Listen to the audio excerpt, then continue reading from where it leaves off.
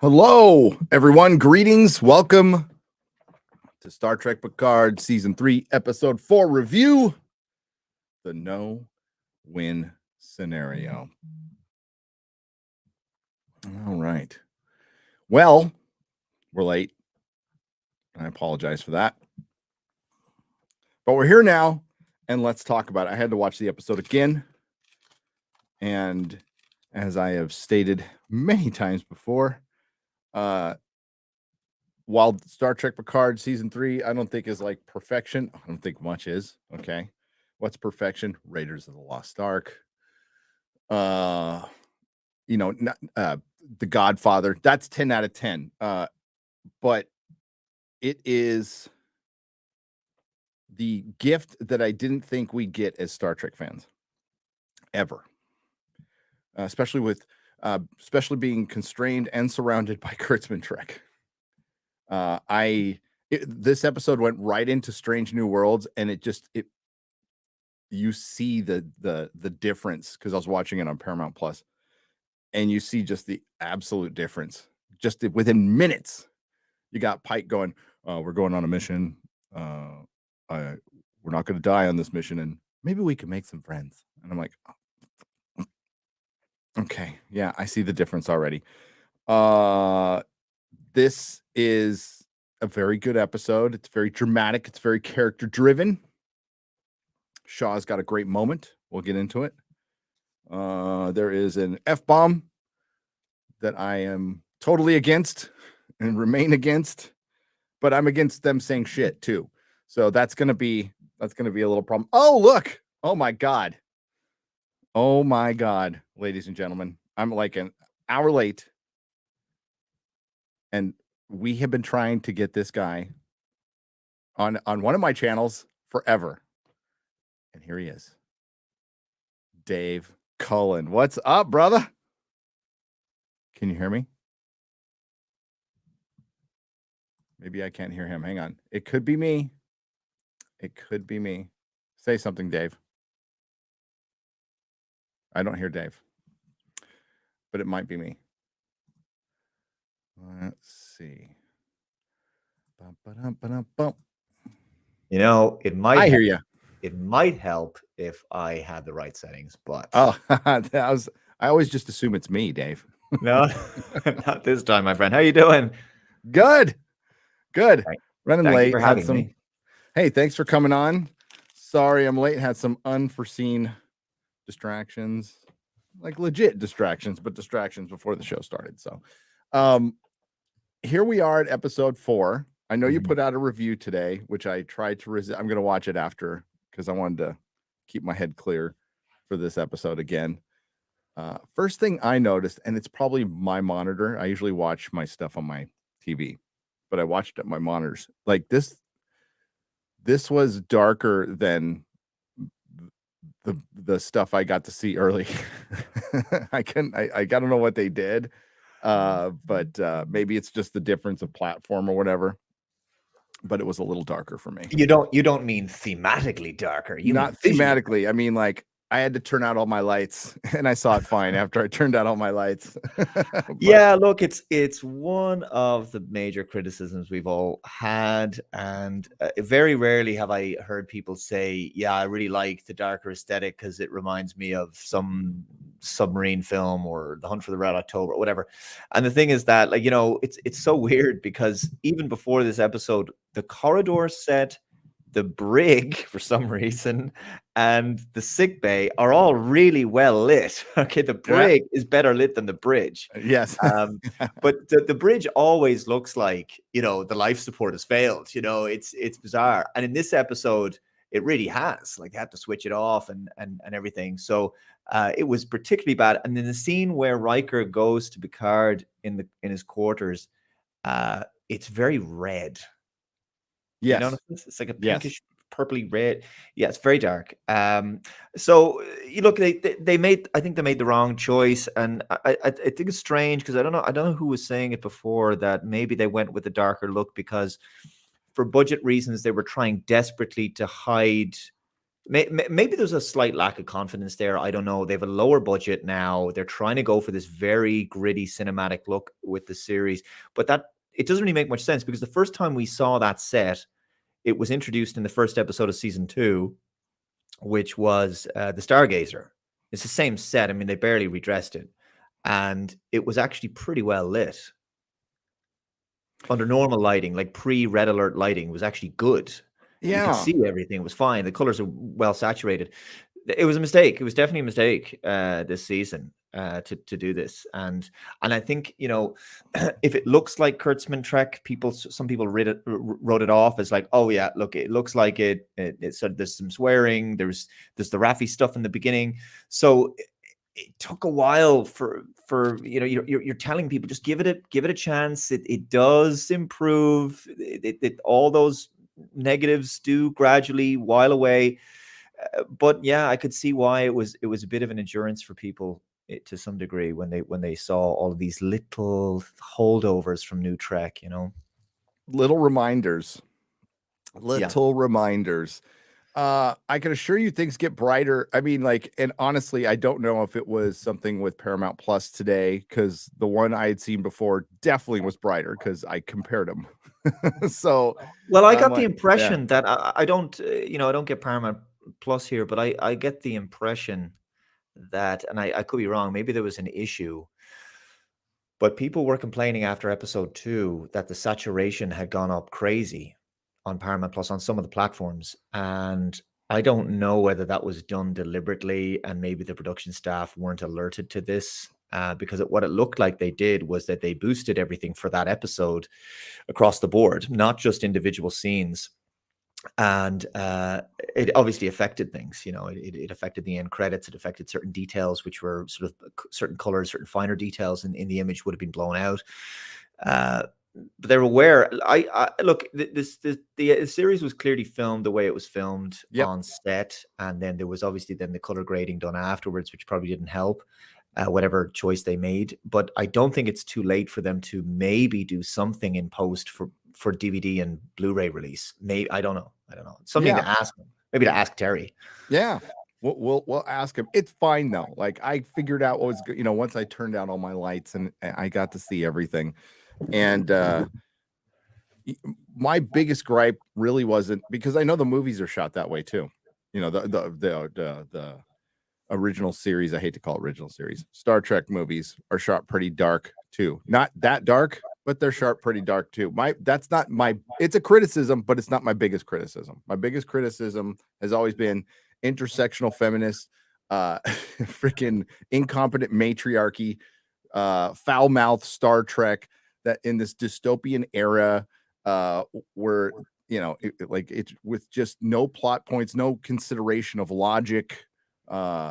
Even if you bring in a Spock, you make him dyslexic, or we've got, you know, 7 points of light showing up at the same time. It's just, there's a lot of stupid that has led up to this. That, again, to echo your sentiments, if people are out, I get it, but this is like good, and it is different because it has, like, it's fun. It has really fun character moments that are connected, and they don't leave. I caught something. I think this is my 4th viewing. I caught something today that I didn't catch earlier during the Shaw speech, which I thought was really good. You know, in 10 Forward, when he's all doped up after getting injured, and he goes off on Picard. You know, I actually, this is the thing. I rewatching it the second time, because I guess I've just been used a bad Trek where you had this, in particular the first 2 seasons, which had a very made up as it goes along kind of feel. And in season 2, people complained a lot that there was these huge peaks and troughs in consistency where, you really felt like the next episode didn't have too much to do with the previous one narratively in terms of the overall flow of the arc. And with this one, watching it again, ultimately the big crescendo and the big finale that we have at the end of the season, and everything as to how the conflict works, let's just say, all of the little ingredients are there, all of the hints and all of the ways it's all there if you go right back to the first episode. As we go on, and in fact there's a couple of hints to that, actually, one in particular in today's episode, and so I'll keep it vague without saying anything else. I don't want to get any more trouble. I've spoiled enough as it is now, Gary. I'm sure I have too. But I will say, yes, this sets things up. Little plot threads are not forgotten later. But for the most part, yeah, it's just straight up as everybody. Well, if you watch the episode at the end, Riker, the ship was dead. Riker got mad at Picard for his own decision, basically for just taking Picard's advice. And he said, "You killed us all. Get off the bridge." And everybody's like, "What the hell?" That actually gets that's not something that just goes through the entire episode. That actually gets wrapped up pretty quick. And that's beautiful. I mean, that's my favorite scene. Yes. We've been really blessed actually with this season so far. So in episode 2, we had the unspoken moment between Picard and Beverly on the bridge when he figures it out. And I tell you what, I mean, look, there's 3. It's very rare, actually, Gary, that Star Trek put a lump in my throat and it made me well up ever, right? And I don't want to be like people were like the shills were at the end of season 1 on Twitter, and they were like, "I cried butterfly tears." I know. The scene between Data and Picard. But no, honestly, there were 3 moments this season that did put a lump in my throat. One of them we've already seen, which is "Because he's my son." That line, and again, they're all Picard lines. The next one is in episode 5, and I think you probably know what that line is. Oh, probably no. I think we're in sync about this. And then the final line is in the last episode, and I think you probably know what that one is. Yep. It's the big one. It's the big tearjerker. So yeah. But that scene with Picard and Riker today. It was just the absolute best I've ever seen Jonathan Frakes. I didn't know they would ever go there with this character, or any character for that matter, in the Next Generation. And because it was really unfortunate what they did. You've talked about this as well with the vandalization of so many of these franchises. They've always done this thing where they bring characters back, but they're broken, and so legacy characters so Picard comes back and he's in his vineyard, but he's broken because of what happened with the Romulan stuff and all that. And they bring Riker and Troy back, but they're broken because they lost a son. And they Star Wars, they bring Luke, or they bring Han and Leia back, but they're broken because they're not together anymore because reasons. And it's of course Luke as well, right? Just there on an island. I don't know what the fuck that was about, right? So it's because it's so easy to do Tortured, and it's so easy it's so hard to build anything, especially anything joyous and meaningful and good, and it's so easy to just wreck it and undo all of that and try to make it look like you're doing something profound by I don't know, making the characters more harsh and edgier and darker.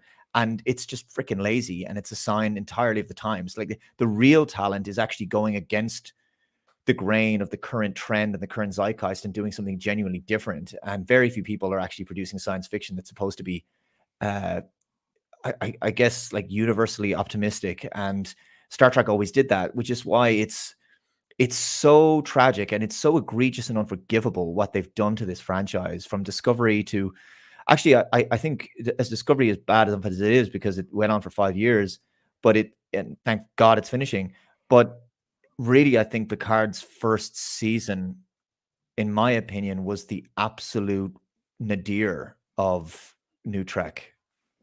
And which is strange, because a lot of people actually think that's the stronger season of the first 2. but I think just what they did there to the Federation, I think the reason I feel this way is because it was easier to write Discovery off. We're going on a tangent here. It was easier to write Discovery off as some non-canon bullshit because it was so visually much of it, because it's a prequel to the original series, but it looks nothing like it, and it's such a departure, you could almost dismiss it. But bringing Patrick Stewart back, bringing back a legacy character from one of the most iconic shows and basing it in the 25th century, it meant so much more. And when they vandalized it, it hurt so much more for that. Does that make any sense? Absolutely. Absolutely. We were talking about that on the podcast live stream, and why I think Picard is worse than Star Trek Discovery. Because I mean, objectively, Star Trek Discovery storytelling wise is dumb. It's dumb. Picard was dumb and evil. That's the way I see it, because they went in and what you just said, destroyed established canon and an established character in such a lazy, saccharine way. And it was just soap opera writing, bad soap opera writing. Like, we got to give them it's not too hard to have your hero still be a hero. He's still like doing good, then maybe in slow retirement, and then something bad happens and he has to reassess while that bad thing happens. But it's always got to be, they're broken up. Like the girl in the previous movie, this happens all the time. In the sequel, the girl's gone. They broke up and he's down on his luck and they got to bring him back up again. It's such a trope. I'm sick of it. And especially with Luke. Don't get me on this tangent now. Like, Luke could have been just training Jedi, just had him training Jedi, and then something happened and he had to go off and reassess. But no, they had to start him down and drive him down further because they think it's dramatic. And there is bias and agenda involved too. Oh yes. I mean, sign of the times, nobody's allowed to have a stable relationship, or maybe a family or whatever, but that's a whole other thing. But in terms of Riker in that scene and what it meant to him, and Frakes directed it as well. I mean, it definitely, I think it's the strongest of the four so far. So far, yes. Yeah. And it's not like dystopian. It's like they get down at the end, right? But there is still some hope infused in their conversations. There's regret. They're adults, but they're not like, they're like Picard was broken down in his first season, like just like a shell, a husk. And honestly, there's a scene in this one, right? Okay, so one of my favorite scenes is when he sees Beverly for the first time.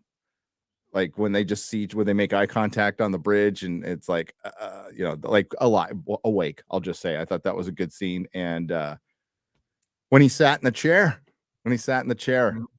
and like was legit the captain of a starship, not some can opener in space. And it was kind of awesome. Now I have tried to forget most of season 2, and yes, I know exactly what happened to the Borg and everything. I know it. I watched it all. Oh dear. But they really try to do something different here and do something hopeful while still being adventurous and fun and being in danger. Now I know you've already done a review, and I tell everybody to go watch your review, but like, give me your overall thoughts. I think I can summarize some of those thoughts, because you made an observation there about them acting like adults. Sorry, if my sound isn't loud enough, just let me know, because I don't know how. It's good. I've got you. Speaking of adults, and this is really a testament to the quality of the writing this season in comparison to previous seasons.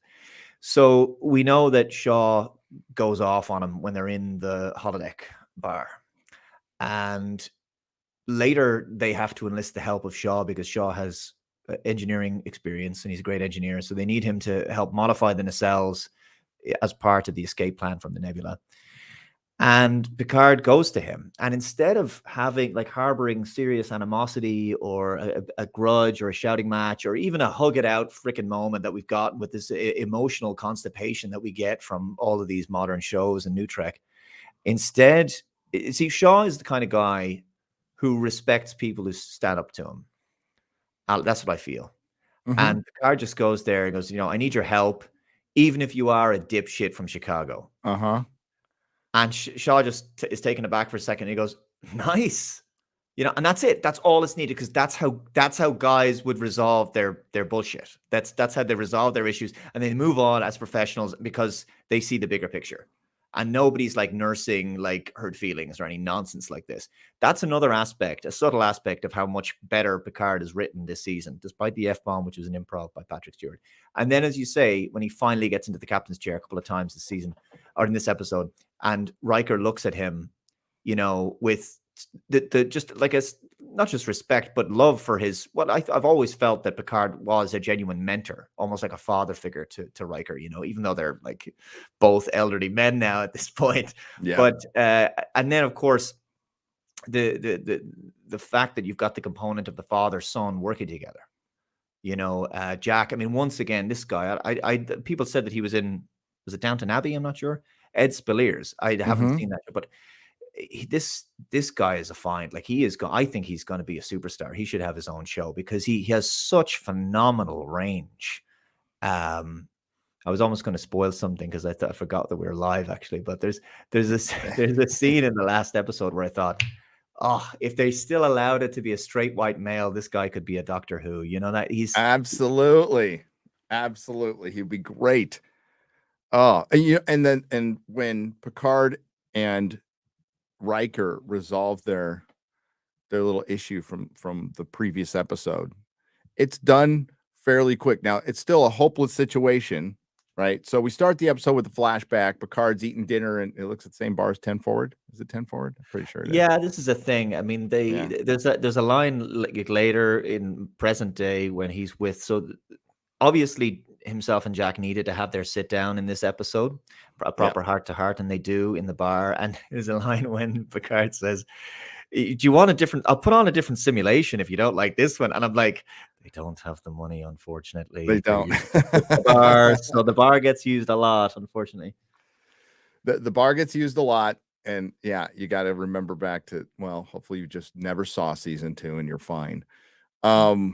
But these cadets walk up to him, and instead of Picard season 1, where he doesn't get recognized in like the first few minutes of the first episode, they're in reverence. They want to ask him a story, and he tells a story, and that starts a whole thing that goes throughout the entire episode where you jump to this flashback, and there's meaning to it. Then we're back on the ship, and it's the no-win scenario is the name of this episode. The ship's dead. They're on the way to the center of this quote-unquote nebula, right? And they're, you know, being attracted to to the core or whatever. And the Shrike isn't pursuing them because it can't. We find out why, which is interesting, but it's cool. And then we know there's changelings.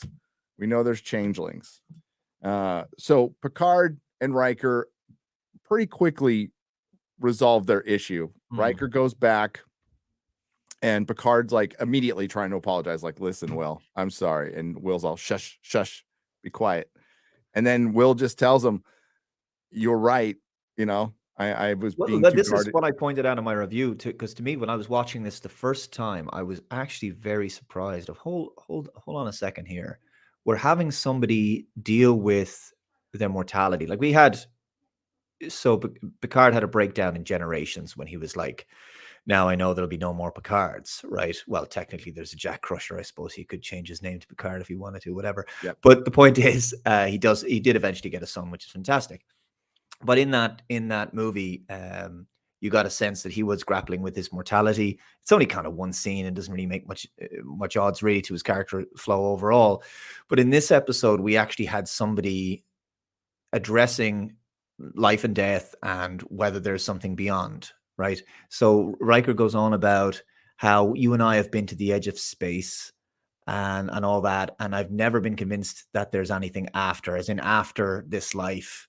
And he's addressing the darkness that he's been running from, because he jumped at the chance to help Picard when Picard needed him in the first episode, because he needed to get away from his family for a while because he felt nothing after the death of his son, which I guess is they're making it out that it's still very, very fresh.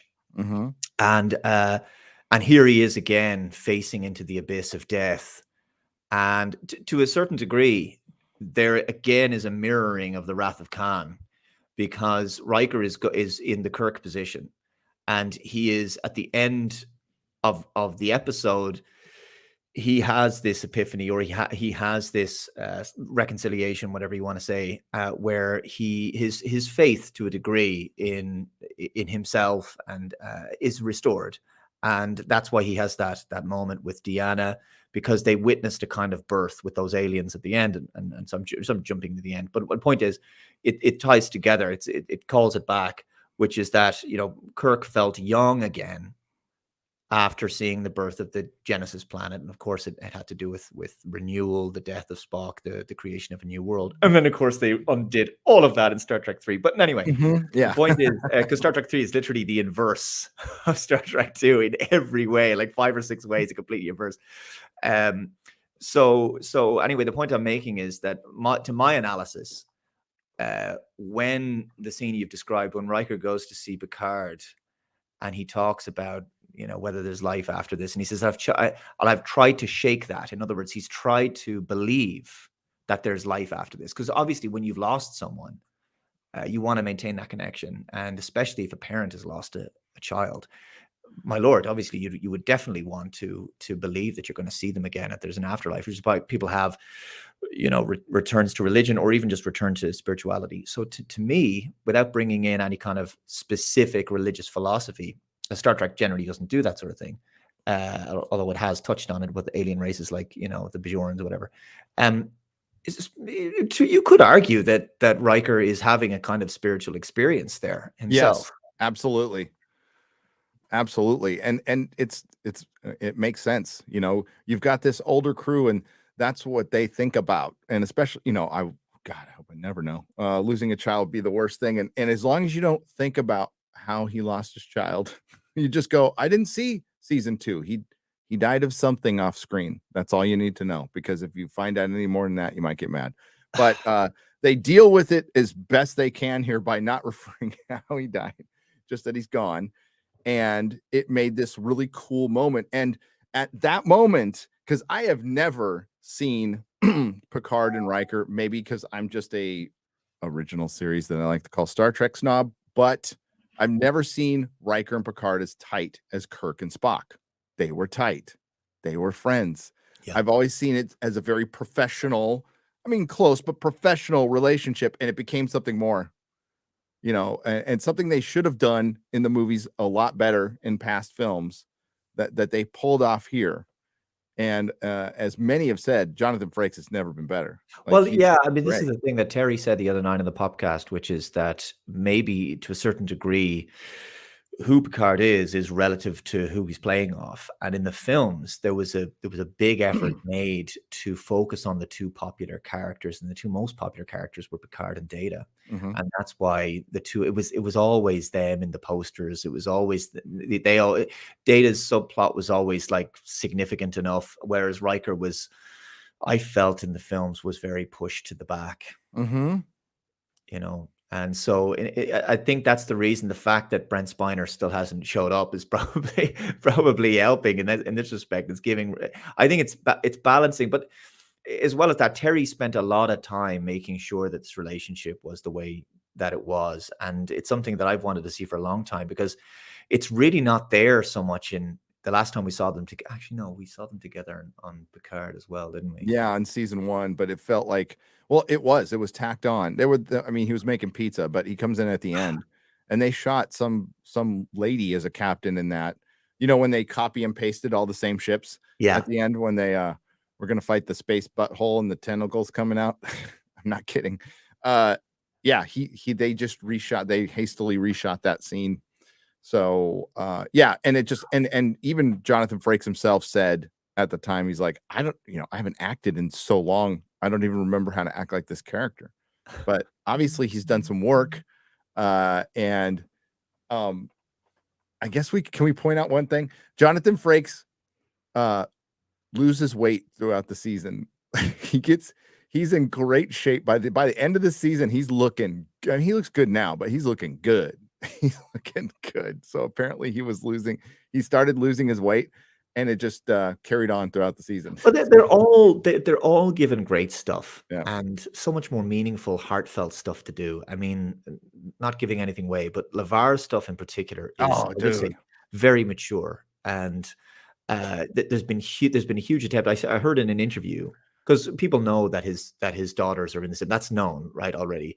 That the characters, that Geordie's two daughters are already, one of them we've seen, but there's another one, and that meant a lot to him as an actor, as a father. But he didn't want to go down the trope of the tech guy who can't get the girl, which they kept doing frustratingly on the show. And so they've established that he's a father and everything that comes with it. Obviously, you're going to know in a couple weeks' time, but where that goes. But his stuff is fantastic. I mean, what we've got with Beverly already, I mean, that's the other thing, is that I've been so surprised. And I know that with TNG, there was the Roddenberry parameters and the confines of 90s television in general, where they probably couldn't go to the places that they would have liked to. But I'm very impressed that this next generation cast has finally been able to deliver the kind of range that they're capable of as actors, because we never saw them go to these kinds of places. They were never given this kind of material before, and people are going to see a lot more of it over the next few episodes. No, it's amazing what happens when you have massive budget restrictions and time restrictions, and you're just forced to be creative, and you bring in somebody who maybe knows what they're doing this time and knows about Star Trek. I think that's the biggest difference, because they are constrained. They had a shoestring budget, and yeah, it's not preaching at me, and it doesn't piss me off when I watch it. That's how I felt at first. First couple episodes, I'm like, okay. I didn't detect anything. I didn't detect anything woke this season. No, not at all. I mean, I think our criticisms will be cussing. It's shot dark, but like, believe me, there's a payoff. Yeah, look, it is. Yeah, it gets brighter. It gets better. It gets brighter. It gets better. Mean, the thing is that I'm generally not a mystery box kind of person. I mean, I'll go with this because that's what I'm getting, so I have to accept that going in, right? I know that, and unfortunately that's the streaming thing now, which is like all these streaming services want to hook you in, they want to addict you to their show. And I felt with the first, one of the first examples of really good mystery box, I felt serialized storytelling in short form, relative short form this season, was a British TV show. The British version of Life on Mars is superb. 2 seasons. I agree. And then I don't know did you ever see the follow-up, the sequel series? No. Okay. So there's a follow-up. They did 3 seasons called Ashes to Ashes, and it's even better. So there's 5 seasons worth of content. People go off and get that and check it out. And so I really enjoyed that. But the thing is that you do need a break from that level of intensity, right? I mean, it's like I watched the first season. The only season of Stranger Things I ever watched was the first season. And I felt this is really good. But after about 5 or 6 episodes, I thought, I feel like this was written by an algorithm, because not in a bad way, actually. There was still human influence. And I'm being sort of cynical here because clearly it wasn't. But I felt like they've broken it down to such a perfect formula where I am engaged and they know just enough to keep me hooked in and to give me enough to get me to the next episode and then to the next episode. And that's one thing I do resent about current television, because I know Strange New Worlds is doing the standalone stuff. Yeah, episodic, supposedly. Yeah. This is and look, they decided to go with another high stakes thing this season. The only difference is this is actually good. And on the subject of wokeness, and so there's always been a central character to which the mystery has been built around. In season 1, it was Soji. In season 2, it's like technically Picard's dead mother plus his ancestor from the past. But there's clearly the sort of feminist angle of the woman who's the key to everything, you know, whereas in season 3, it's like, oh, we've got actually, a straight white male again. Wow. Amazing. So there's nothing woke in that respect that I can see, but I don't know how are you on this sort of streaming thing that I mentioned about the season-long arcs? The season-long arcs are here to stay. Unfortunately, they're and usually they're stretched out and they're horrible. I think that and there's like some quote unquote mystery box I've liked in the past. Like, that's it, when it's been more subtle. Like in this one, there's payoffs sooner. So it's like a series of mini mystery box leading to a bigger, but at least there's a payoff. And my biggest criticism of Stephen Moffat, of Jar Jar Abrams, of any of these Mr. Damon Lindelof, is they just leave threads undone. They just move past them like it's not important, or it gets explained in a line, and you build up something and they never had a plan. This one at least clearly has a plan, and it would have been frustrating if I hadn't gotten some payoffs like within the first 4 episodes. I would have gone, no. We find out that Craddock is a changeling. Vatic. Yeah. Craddock, yeah. We find out with a V. Vatic. Why did I write it down as Craddock? God damn it. You've seen this about 17 times. Dude, I'm a little tired. I don't want to bore you with my personal problems, but I just fucked up my back, dude. So I haven't been able to sleep at all. No. I know what that's like. I know what that's like. I had it in my I knew that too. I'm tired. So she's a changeling. And that's something that probably would have been, in a normal, crappy series of Picard, we would have found out like in the final episode or something like that. And it's just like, yeah, I have to say, like, I mean, I can't, I have to censor here seriously because, we know things. I've seen everything. I've seen it all. It's like that communication system that she uses, and we'll talk about it at the end of the season. I'm not a fan of that at all. That was very contrived.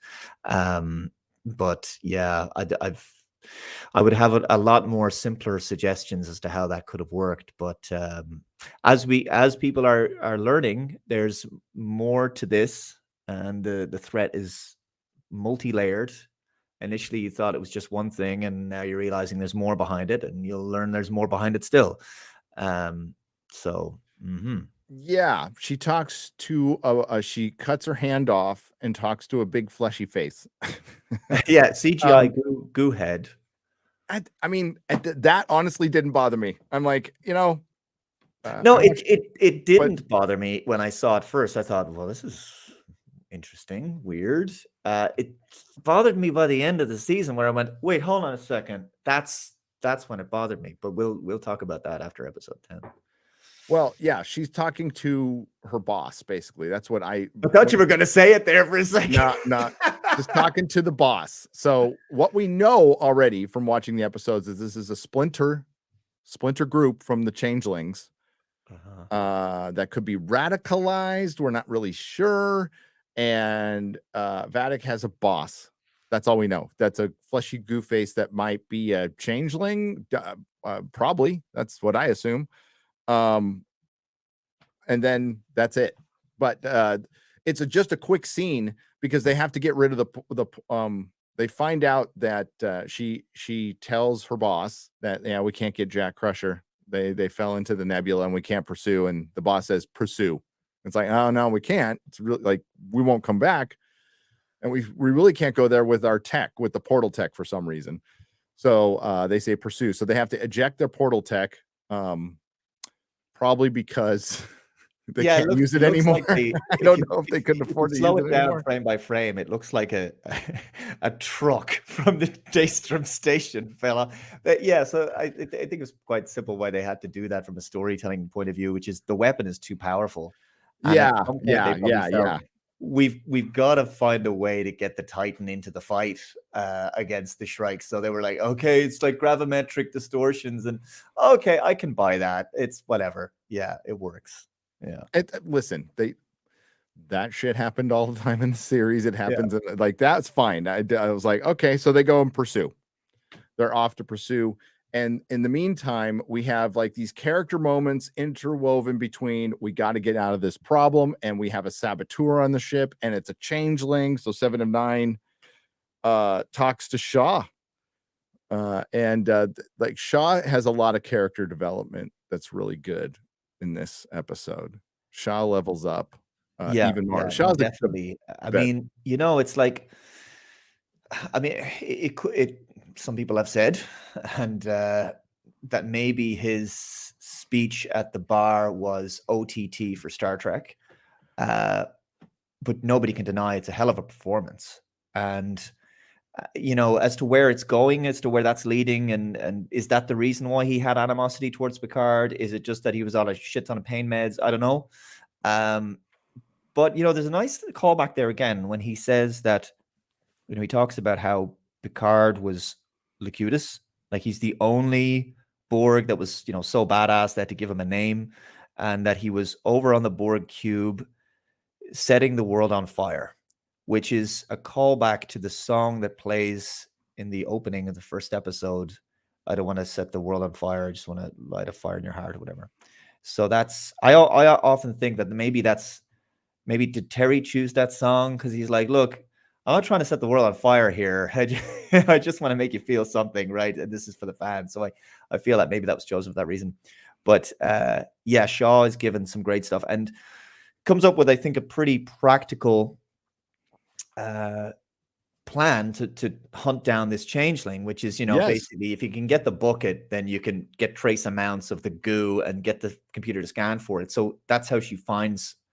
And that, incidentally, I'd only just figured out, Gary, the second time that I watched it, it was like, that guy who plays the changeling, we've seen him in the previous episode. He was the one who turned to Jack in sickbay and went, this is all happened. This is your fault or something. Yep.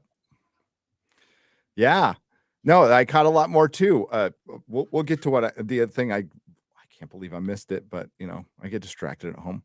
But yeah, there's a familiar face you're going to see in this scene if you look hard enough. I won't even say, it's just a little picture. There's a nice Easter egg there. Yeah, absolutely. Little love.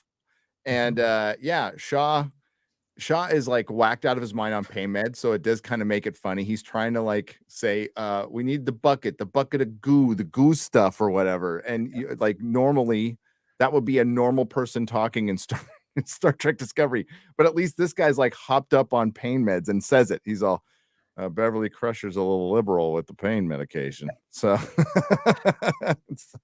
I was saying to the guys on Popcast the other night about a scene. Oh man, like it's done its fifth season now, right? I don't know how they're going to end it, but I stopped watching after season 2. Okay. Although I'd only seen, I saw maybe 5 or 6 episodes of season 1. I thought, this is deeply unpleasant television. Never mind it's very, very unpleasant to watch. And we got to season 2, and I watched the ending. And then in season 3, there's a scene where the Discovery goes to this Starfleet command base that's, I guess, cloaked in some energy thing or whatever. I don't know. So I saw this on YouTube, this scene, because I haven't watched the whole episode. And I don't know what the hell I was watching. It was like I felt like I was watching some high school musical production where the whole cast is going to break out into song. They're all so like happy and profoundly unprofessional, and there's just no respect for the chain of command, the way they speak. They're all speaking in a very contemporary Gen Z kind of way. And I took a screenshot. There's 15 people on the bridge. 10 of them are women. 5 of them are men, obviously, or you never know. It's different genders. So apparently. And not one of them, I speak specifically characters, because obviously Saru is an alien, but yep. Of the 5 male characters, not one of them is a straight white male. Yep. It's so deliberate. I remember. And then there's one character on the show who is a white guy, and he is gay because you have to, right? Diversity. Yeah. So, and it's so over the top. But the thing is, there's an audience that loves Discovery, and like, if that's your thing, like, fine, right? If you can dance around the agendas, but at least be aware that they're there, because Star Trek was never divisive. It had inclusion. It was the Enterprise was Spaceship Earth. It was like all races, colors, and creed on the ship. Great. But it was never like at the expense of a particular group. Like the first episode of season 2, they kill the white mansplainer with an asteroid because he's mansplaining to diverse space Jesus lady, Big Mike, as I call her, Michael Burnham, Big Mike. And I just thought that this is this is what people don't get, because they snap back at you and I and they go, Star Trek's always been woke. It's like, no, it hasn't been. No, it's always been utopian and it's always been inclusive, but it was never exclusionary. Like when you watched Janeway and B'Elanna having a conversation in engineering about something technical, at no point did you ever go, they're not talking about a relationship with a man. This scene passes the feminist Bechdel test. Yes. Janeway never put down Chakotay or Tom Paris or whatever because they were male. You know, nobody needed this, you know, verbal kick in the nuts. Like there was never a Admiral Holdo, Poe Dameron moment. You know, there was respect across the board. These people, men and women, all the crew were the best of humanity or the best of their race. They were superhuman and they were chosen. I mean, like, do you really think like Tilly is gonna pass some sort of physical? Remember when she beat the Asian guy in the race on the ship? Is she gonna climb a rope ladder in a military assault course? Yeah. Like really? Like these people are not the best of the military, No. and they're diminutive in every way. They're overly emotional. They're I don't know. I don't remember the line tiny male minds or yum yum. I mean, like that's the kind of dialogue we were getting. If you've seen the Red Letter, you don't have to watch the show, just watch, you know, Red Letter Media. They sum it up. They have a quick, like their Star Trek Discovery where they're just around the bridge. It so perfectly encapsulates what the writing is for that show. It really does. But get off my ass. Get off my ass, sir. What the hell is this? I know. And there's so much of it. And I've tried to, like, it's, you know, it's been, I was out after season 3, which is a couple years ago. But the point I was making about season 3 is that there's a bit where they go, right, so they're all like delirious about all the ships they see. And there's a shot of a Neo Constitution and a Voyager. You get to look at this. And then they're like, there's a flying rainforest, and they're all giggling like children. And it's like, yeah. So then there's a bit where, because the chain of command always goes out the window. I notice on these shows as well. As soon as somebody feels like their own personal subjective morals have been stood up on, which is just so narcissistic. But anyway, so later Saru says, "Oh, we've made some upgrades to the Discovery now. Isn't it great? What upgrades do they have? We've got detachable warp nacelles." Did you know? You knew about this? I know. Like, so the warp. So this is what I was saying to the guys the other night. I said, people collect models. I'm not a collector, right? But people collect the models of the ships. How the hell do you have a collectible Discovery season 3 when the warp nacelles aren't attached? How do they expect to make merchandising money? And then like the kids and all, they love to collect the phasers and the tricorders and the communicators. And then what did they do? They thought they were being smart by putting everything into a badge. Like there's no, your tricorder is in the communicator now, hologram. Oh, that's great. There's a toy that you can't sell. Like just thinking something simple like this, you know?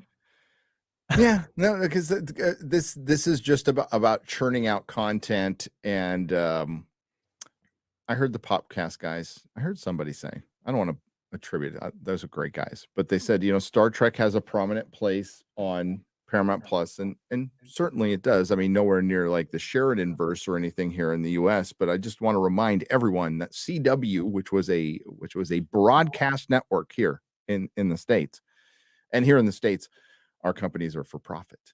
Never made one. Never made $1. It was watched and talked about. It was watched by hundreds of well, in the beginning, it was watched by millions of people. Then it trickled down to 300,000, 275,000. I mean, Drinker will get more in the first 6 hours of a video than anybody ever watched an episode of Batman. And it never made a penny. So you think Paramount Plus is making money with Star Trek? You're high. You're kidding. You got to be kidding yourself. They're not getting in enough subs. They're not bringing enough people. Even with the Sheridan verse, like legit gets watched by a lot of people, and Paramount Plus is still broke. So it's there's articles like Trek's going to get reassessed in the next couple of years. Even Trek Central was talking about that. So it's just not my opinion. and we'll see. And this is the only chance it has. Like, and that's why I'm like, I'm grateful with what we got. You know, I'm surprised, and like I saw the chat, like I'm as surprised as you. Dave is surprised too. I'm sure Robert was. We're super critical, and I'll always be critical of that crap. But this is good. You know, just not gonna lie. I like it. In spite of the issues that are there, of which they still remain. They still remain. They still remain. Yeah. I thought the story was clever. I thought how the main thread of the season comes together is really well done and well thought out. And the breadcrumbs are there throughout the season. I think there's great character moments. Clearly, the focus was on character above all else. That's the main thing you have to appreciate. And that's why I like it. And the ending is just phenomenal. I mean, I'd say this to people in the final. I think definitely, sort of definitely the second half of 8 onwards, there's a real feel good factor. And then into 9 and 10, you will just be beaming. You will be beaming as any, like even the most cynical, even the people who are still to this day who comment, who are in the chat or who are in the, you still doubt us, or maybe that. And this is the other thing. It's like, I get individuals come to me and you've probably had this as well. And they go, Dave, I still don't get it, right? It's still not for me. There's still X, Y, and Z, or I thought it was boring, or I don't like this, or whatever it is, right? And I hear you. I'm not dismissing you. However, you've got to look at it from my perspective as well. Individual people are not going to like it. We have to look at overall averages here. Mm-hmm. It's not me that you need to come back to and go, hang on, you said it was this and you said it was that. I like it. You don't. 1-to-1. Okay, we're going to have disagreements. Not everybody's going to agree with it. Not everybody's going to love the show. We have to look at overall averages. Overall, the people who like it versus seasons 1 and 2, there is clearly a difference. Okay, you go to Rotten Tomatoes, you go to Metacritic, you go to IMDb, and the scores show you there's like, I don't know what, season 1 was 54%, which I thought was pretty high. Season 2 is 27, which I think is about accurate. This season's way higher, way higher. Yeah. I mean, there's more people talking about it. This is the most energized I've seen. And yeah, it's made for strange bedfellows. So what? I'm not hanging out with any of the channels that called me a bigot or racist. Why would I? I'd be happy to debate them, but I'm not going to hang out with them. But yeah, this has created an interesting conversation. And like you said, it depends on the individual. Nobody's forcing you to watch anything. I don't demand your allegiance. You can completely disagree with me and we can still be friends. It's fine. But on this one, I think it's a massive win. And someday, because things are told to me in confidence and I try to be a man of my word. So I'm not going to break that confidence, but I can say definitively that people were trying. People were trying. People were willing to listen. People were willing to reach out. You saw us on a live stream with Terry Matalis. Like, that's unheard of and probably won't happen again. I wouldn't look for it to happen again. I also think you probably looked at yourself and Drinker and maybe a few of the rest of us and thought there's a sort of, not to blow up or blow ourselves up here, but he probably thought there's a barometer there in terms of, okay, so what's the lowest opinion that you can find of Star Trek at the moment, of Picard? And if those people can be convinced, so I think they gave out these screeners for the first 6, and then through magic, some of us saw the other 4. But the point is, they gave out the screeners because there was a confidence that something had changed and that they could reach the harshest critics, right? I think that was clear. And they thought they had something, thought they had a better product that was more like, as he said, that has more of the flavors of Star Trek that have been missing in recent years. And I think they're clearly on display. And I think there's a bit of harsh criticism as well that's leveled at it because it's not absolutely perfect. Like it's not Enterprise, or it's not Voyager. Doesn't look exactly like the Next Generation. And there's always going to be a change in tone. Like, all of these shows are also, to one degree or another, a product of the era of television they're in. I don't love everything about the era of television we're in, not just because of the wokeness, but because of other things too. Yep. But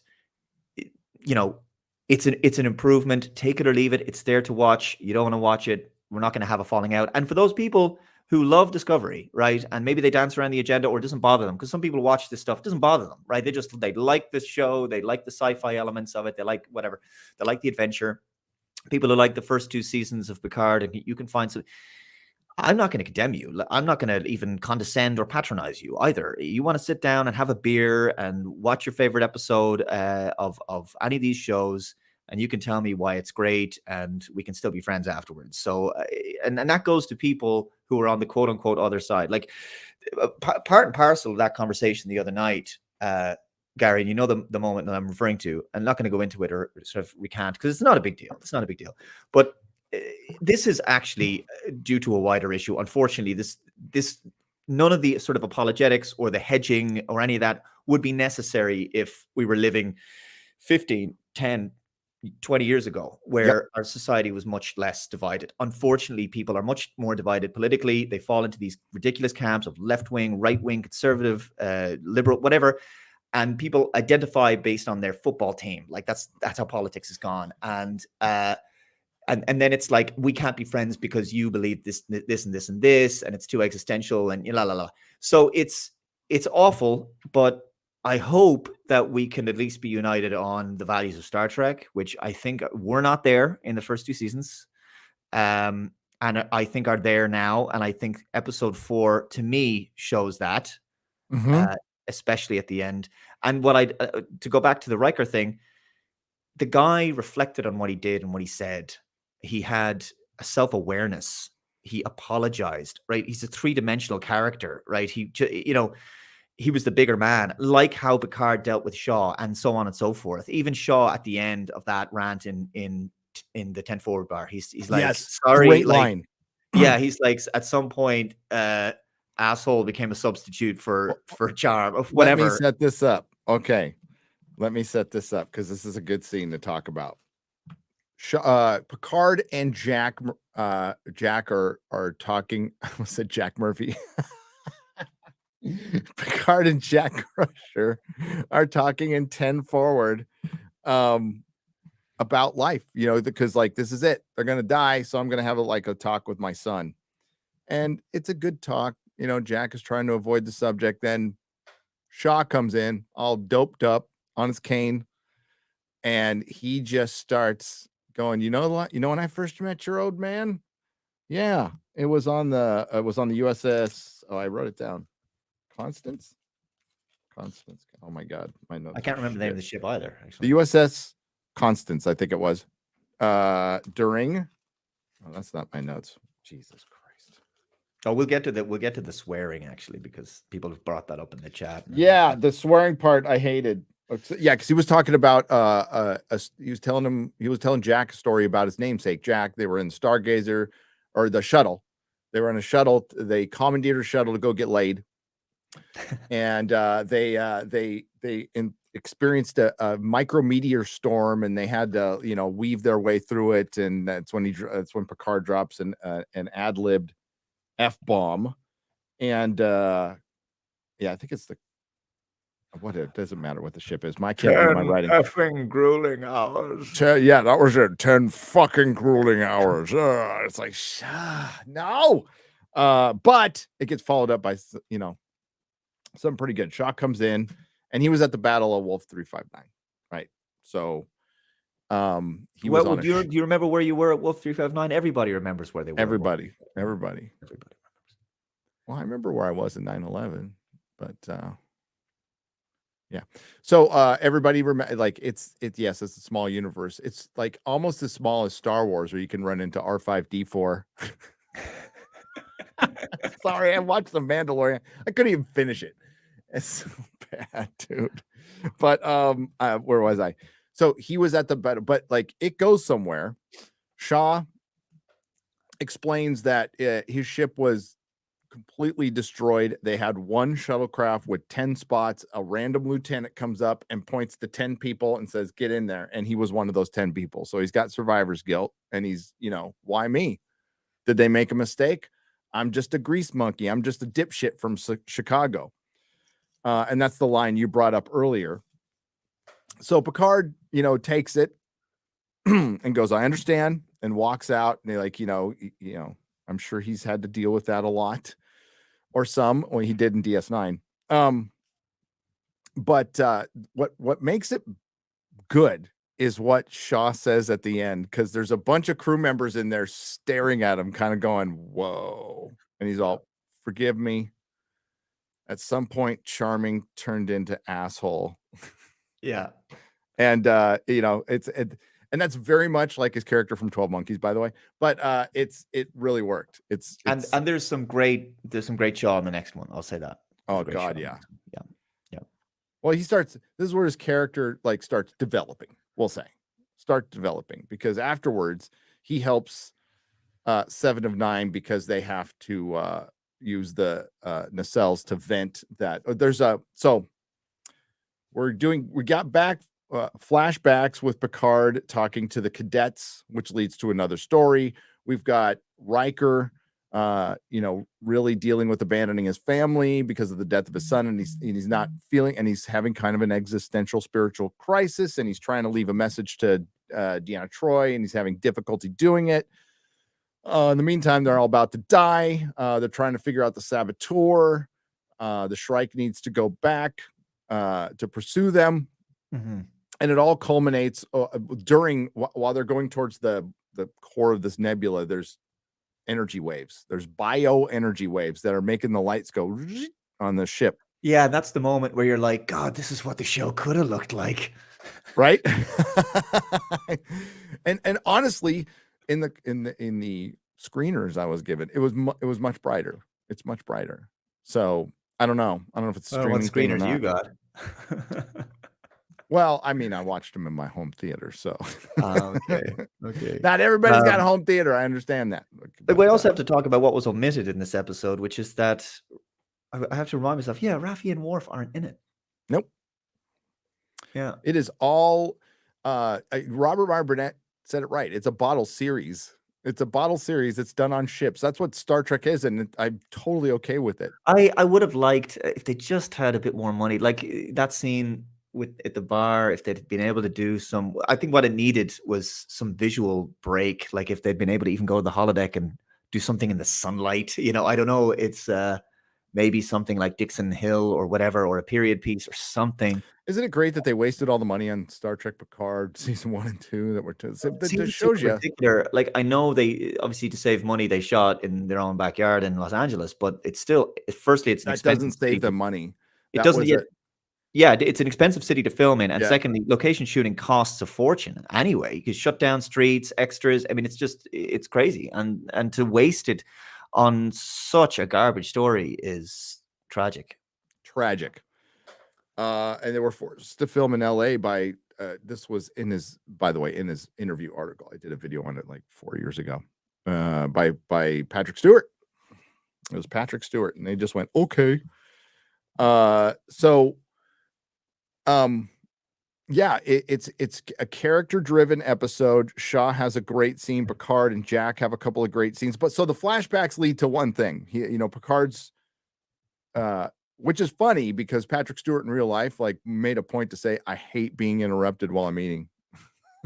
Like I remember that one because he was on stage when they announced Picard, because there's just some great stuff to clip for Perry from Alex Kurtzman at that one Trek convention, because he comes out and says some people say I wasn't the right guy to do Star Trek, and I just love that clip. I used it a lot, and I will use it again.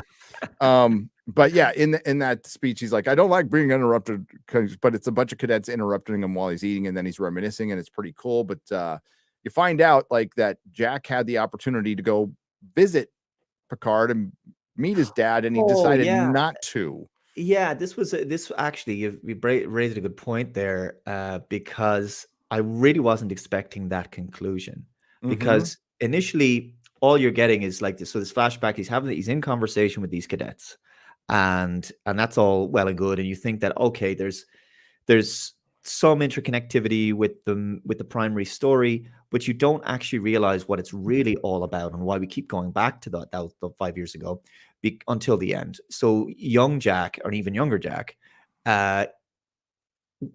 was there in the bar, just at a distance with a baseball cap on, trying to sort of keep low key, but throws a question at Picard about, did you ever, outside of Starfleet, did you ever have a family? And then he's like, young man, Starfleet is the only family I've ever dated. Woo! The crowd goes wild. And so it's really a sore spot. And for whatever reason, in that moment, Picard realizes, he remembers this, and his son Jack remembers this on the bridge at the same time. They look at each other. So we have another unspoken emotional moment, and that is, so the reality is Jack in the previous episode, Picard was convinced and quite hurt by the fact that his son had never reached out to him, but actually he did. He didn't go all the way, because he made a tepid overture with that question, with that moment, and then thought, I'm not going any further. There's too much pain here. My father wouldn't want to know me because he's not a family man. And I guess that does work in the context of right back to season 1 of The Next Generation, when he says to Riker, I'm known to make an ass of myself in front of children. Give me a ship full of children. So so there's that, and I think that plays well. But that moment at the end, I thought was particularly special. And when he remembers he was there too, and it's like, oh wow, and it's unspoken. Yes, it is. They show us something, and they don't tell us. And Kurt, it was something with Kurtzman's name on it. It's not Kurtzman Trek, but it's like, whoa, holy shit, that was good. At the end, we get the first captain's log that Picard has given since Nemesis. Yeah, dude, about time. No, he gets in the chair. He says engage, and it means something. My only gripe is it does that fake cut to commercial. I'm like, oh, sit on that scene. Sit on that. Give me some music and ship porn. Come on. But they do it in the next scene. But man, I know they got to cut for commercial, because I guess they do. Well, I guess it's for the commercial. I don't watch commercial TV anymore. You guys never did in the UK. We're supposedly trained for it, but I had my cord cut for so long, I rarely see ads. But that was good. It was good. Engage. I'm like, yep. And I like the look. Like I've said, okay. I don't believe it saves the franchise. I believe we just got something good. Star Trek music, ships that look like Star Trek, some aesthetics from Kurtzman that I don't like, that like slowly get exercised. And then there is, I can't say this. The thing I caught. We'll have to do it when we're done. I'll tell you in the private chat, because it would. Well, can I play devil's advocate then? So go ahead. Always, Dave. Okay, so you're a ginger. You have no soul. You're practically the devil. Hey, listen, check your soul privilege, okay? Yeah, okay. Your soul privilege. Some of us have a disability. So I also have no hair at this point, so it's people need to know I'm ginger except for my beard. So this is the thing. The very compliments we've thrown at this season around the fact that it does a great job of tying into deep lore, and we call it like the greatest hits of Star Trek, because there's so many callbacks, there's so many characters coming back, there's so many elements, and there's so many payoffs from la la la. But in a way, does this, I'm just putting that out there, does this not show the very issue with the age of the franchise? Because this is where I disagreed with Critical Drinker. I was on a stream with him a while back, and Rob, and I said, look, I think the franchise, if this is the end, and it's probably going to continue in some form, and it probably will get bad again, because there probably will be more Kurtzman Trek, but if this is all we get, great. And I said, also, the franchise has probably gone on long enough. Let's not be selfish. We had 39 good years of seasons and films on and off from 66 to 2005. Is that not enough, sort of thing? And Drinker was of the mindset of, no, we can carry on. And I'm of the mindset of, look, I don't need Star Trek in my life. I like Star Trek in my life. I like that this is a good season. But I'm also very happy with what we got. We've got lots of, how many more hundreds and hundreds of stories? Yes, there's more stories to tell. But how many more hundreds of stories? In other words, is there actually more life ahead than behind? I don't think so. Could they do another really good show? If with the right person in the helm, maybe. Sure. And it could be great. But this is the other problem with Star Trek. And maybe Star Wars is unfortunately falling into the same problem, which is that it's a lot of it still, even if you bring in a new crew and you move forward into the 25th century, long-term legacy fans are still going to not necessarily recognize what they see. And people come in at different eras, and Rob has talked about this at different times when you're introduced to Star Trek. You will want to see your favorite characters again. You will want to see references and tie-ins, and you'll want to see flashbacks, and you'll want to see time travel, and you want to see Kirk, and you want to see Janeway, you want to see Sisko, you want to see these characters again in the ships. It's all very much based on sentimentality still to this day. And I think season 3 proves that, because it does riff on continuity, and it does all those things, and it does fan service. Nothing wrong with fan service. What is fan service fundamentally? It is playing within the existing established historical mythology of the franchise. That's what you're supposed to do. Okay, not for the sake of it, because it's not just done for the sake of it. It's meaningful. Okay, that's what it's there for. And it's a great canon, and it's a great universe, and it's a huge universe to play in. And that's what it's meant to do. But at a certain point, people struggle with new cast members. They struggle with new ships. They want to see the old. And I think this constant tug back in time, is a sign that maybe Star Trek is coasting on its better days at this point. Maybe season 3 proves that, which is that after a time, a show, or a franchise rather, becomes like a tribute band to itself. And is that not the point when you go, it's time to hang up the guitars and the drumsticks and start a new franchise from scratch? Yeah, well, that's what Hollywood has been doing. So this was a criticism I had. It's interesting that you bring it up, because I agree with you. Outside of, I believe that, and I'm sure you do too, you bring the right person in, the right talent, you tell a good story, anything can be successful. You can resurrect anything if it's the right talent, respecting what came before, good story. But that's like finding a unicorn in Hollywood right now.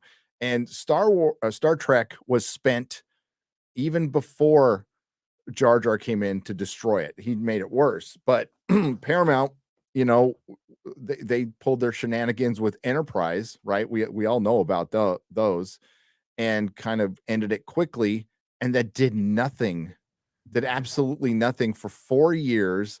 They bring back JJ Trek, which is essentially a gimmick, when this is a television franchise, period. It's a niche television franchise that you could have, sat on it for 10 years and resurrected it, but it aged out.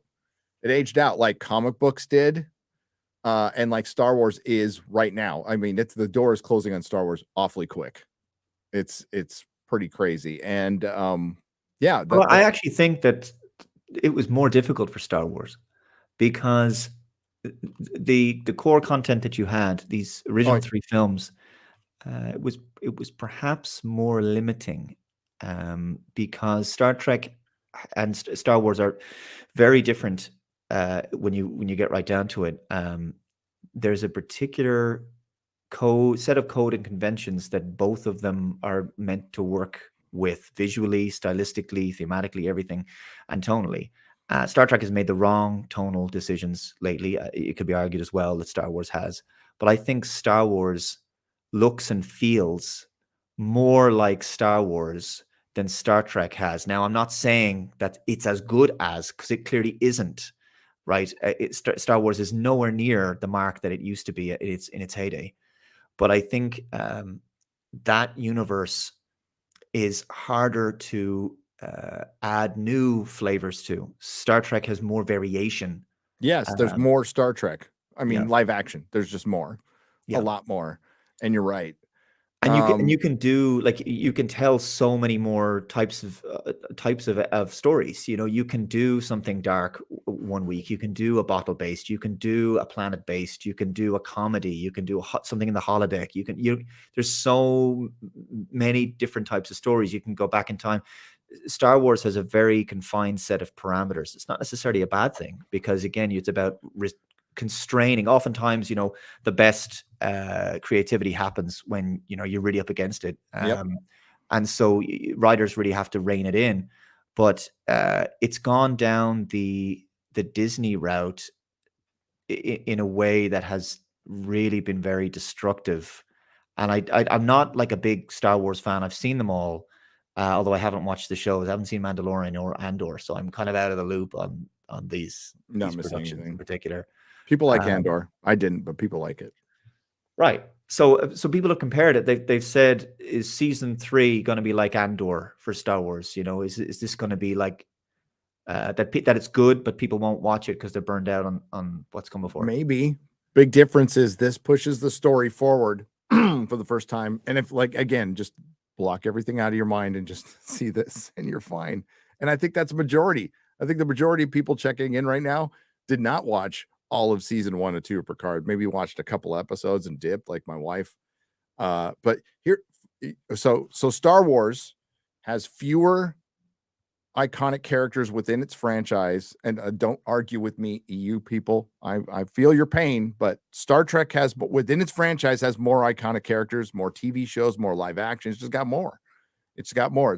It's got more establishment of its lore that it stayed within, and then you had somebody take over who understood none of it. And then on the other hand, you had Lucasfilm, who was Lucasfilm. It still has his name on it. And they brought in Kathleen Kennedy and people who worked before on the prequels and stuff. And they all did the same thing from 2 different perspectives. They all made it a platform, not a platform for content, not continuing the lore, not interested in, trying to show reverence to what came before. They just want a platform to make content for your streaming service. And it became producer driven. Star Wars was an auteur vision from George Lucas. Star Trek was a Western in space from Gene Roddenberry. And I thought, retroactively, because I used to be critical of Berman, but I'm not anymore. And I apologize publicly. No. Apologize publicly. I was wrong. And they both knew what they were for so long until the corporations got it. And then you start seeing things getting producer heavy. I mean, how many producers were on Star Trek Picard season 1, 2? There might be as many on this one, but the big difference is they weren't there. There weren't 21 producers on a show nitpicking away and noting things to death. That's what's happening to the MCU right now, by the way, too. And we got an anomaly. We got this guy, Terry Matalas, who was left alone and given no money, but he loves Star Trek. And there's stories that it's not for me to tell, of people taking massive pay cuts, just to work on this, just to do it, and to give it one more shot. And they did. And it's satisfying. Is it going to be the greatest thing ever? I don't know. It's up to you. I thought they stuck the landing. To me, Dave, I think there's an exposition episode in like 7, right? Yeah. And it's look, there's always going to be one that's not as strong. And the thing is that as low budget as it is, there's one where let's just say there's a big ending this season, and that big ending required setup. Lots of setup. Lots and lots of setup. Yeah. It required money. And so there would have to be one where they were going to have to do something that was a bit more like a stage play, I guess, in a sense. It's character driven, it's exposition driven. And a little bit of that maybe bleeds into 8. Bleeds into 8. It's still compelling, like enough to where it didn't turn me off, but it's like, this is clearly, I can see where they wanted to make it 10 episodes, but they had money for 8. So all right, yeah. Exactly. He probably said, "Let's just give me 8." Oh no, the contract be 10. Okay. Oh, really? Okay. All right. We need some acting from actors, and we got it. So that's cool. Well, at least they didn't do like what are those ones where they sometimes do a clip show or something. At least there's no. I know. Oh, no. It's yeah. Well, they did a whole season of Doctor Who, The Trial of the Time Lord. I like it, but yeah. Oh boy, I like that. So that's still going. Doctor Who, right? They've brought back Tennant. Oh, you dipped out. Yes. Ncuti Gatwa. Ncuti Gatwa, yeah. Ncuti Gatwa. is going to be the Doctor, but David came back. His suit looks great. RTD's back. They got a super hot companion that's going to be with Shooty, but they also have other diverse elements. Other very diverse elements. Like Donna's son is now Donna's daughter, named Rose. So we'll see if that's a factor in the 60th anniversary is going to have multiple episodes in November.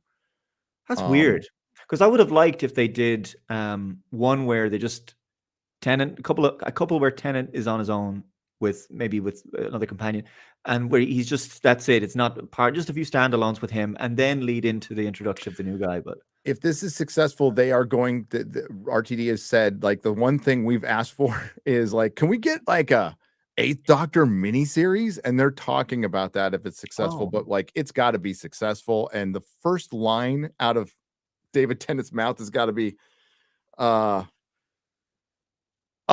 timeless child thing. I was on Time Lord shrooms, and I just imagined the whole thing. But I mean, wasn't that story? It was an origin story concocted by the Master. It could absolutely be concocted by the Master, and that's all I have to say. I don't even need an exposition scene. I just needed someone to say the timeless children's bullshit in canon and move on. Because I told you why we did it. Like, I had a guy who was working for a licensee company, we'll just say. So they had they were privy to all the plots and the plots that were ditched and all this, but that from the get-go, this guy, and we emailed about it a couple times, I think, but I've talked about it on a lot of live streams where I said, this guy came out and said, they're going to make the Doctor female, but it's not going to end there. They're going to retcon the entire origin to make her the most important thing.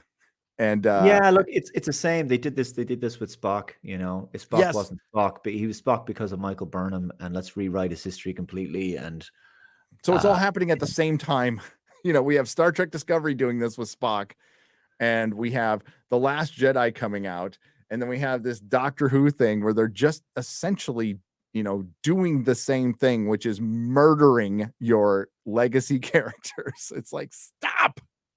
Just continue on. Do what Cobra Kai did. Do what Ash versus Evil Dead. If you've never seen Ash versus Evil Dead, fucking great show. Do what they did. For all of the faults and failings of the Terminator franchise, of which there are many, one thing that I think the last two in particular did, Genesis and Derp Fate, which was that they ignored the ones in the middle, and they kept going back to 2 because it was the last good one. I kind of like 3s, but whatever. So I kind of like Salvation as well. But 3 and Salvation are fine compared to freaking Derp Fate, dude. Oh, yeah, exactly. And so even Genesis has some redeeming qualities by comparison. But so they both did that, and I think all of these franchises, Star Wars included, have the capability of, at any time, if somebody with a real vision and someone who was with a reverential approach to the canon, said, look, we're just going to ignore some of this stuff and we'll come up with a reason and then we'll just move on. And that's doable. Like that, and it's still doable for Star Trek. I mean, we're getting this great season, but Terry or whoever in the future could say, you know what, we're just going to go back post Nemesis. We're going to start from there, and we're going to ignore what's happened. And I said this before. I still think that you can have Star Trek canon, because the guys at Red Letter Media a couple of years ago explained this 25% different stuff they had to do for Secret Hideout, bad robot, and all that stuff. And you could say, look, here's Star Trek canon. Here's everything that's canon. Here's everything that's Prime, and here's everything that's Kelvin. Yeah, and you break it up into 3 areas, and that we would just have made it so simple. And I was saying that for the Star Trek Discovery reviews. Put this in the Kelvin universe. Nobody cares. No, like nobody cares. Like you'll get the same amount. See, I think CBS and Paramount were really worried that if they did that, there might have been a JJ cock block there too. That's one thing, but nobody would have given a shit. Everybody would have been fine. It's Kelvin. But I think that CBS and Paramount were also like, well, then if it doesn't count, then not as many people will watch it. Well, I got news for you. Not a lot of people were watching it anyway. But that ship has sailed, gone into warp 10, whatever. I'm gonna read some super chats real quick because I got about half an hour left before I gotta bail out. I have a interview, but Dave, we got to get you on Friday Night Tights, man. Yes, we got to get you on Friday Night Tights. We're starting super early now for our Brit friends, and I'll even I'll push it ahead an hour for you. I'll give you special treatment. You deserve Excellent. it. I'd appreciate it. Yeah. Jimmy Touchdown for $5. Terry Metalis, the same guy who came up with the idea of the Borg Vag ship and Girardi Borg Queen in Picard season 2 early access. Keep shilling, boys. I don't know if he came up with that. He was a hired gun on season 2, but I will say his credits are the first 2 episodes. Am I right? Or am I wrong? I can't remember. I cannot remember.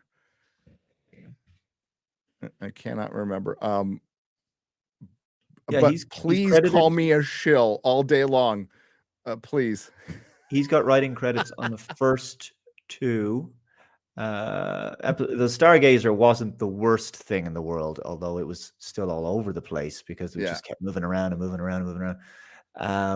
He has a writing credit on that with Akiva Goldsman, and then he has a story by credit for Penance, which there was great Q stuff in there, but John Delancey's gonna turn absolutely anything into a masterpiece.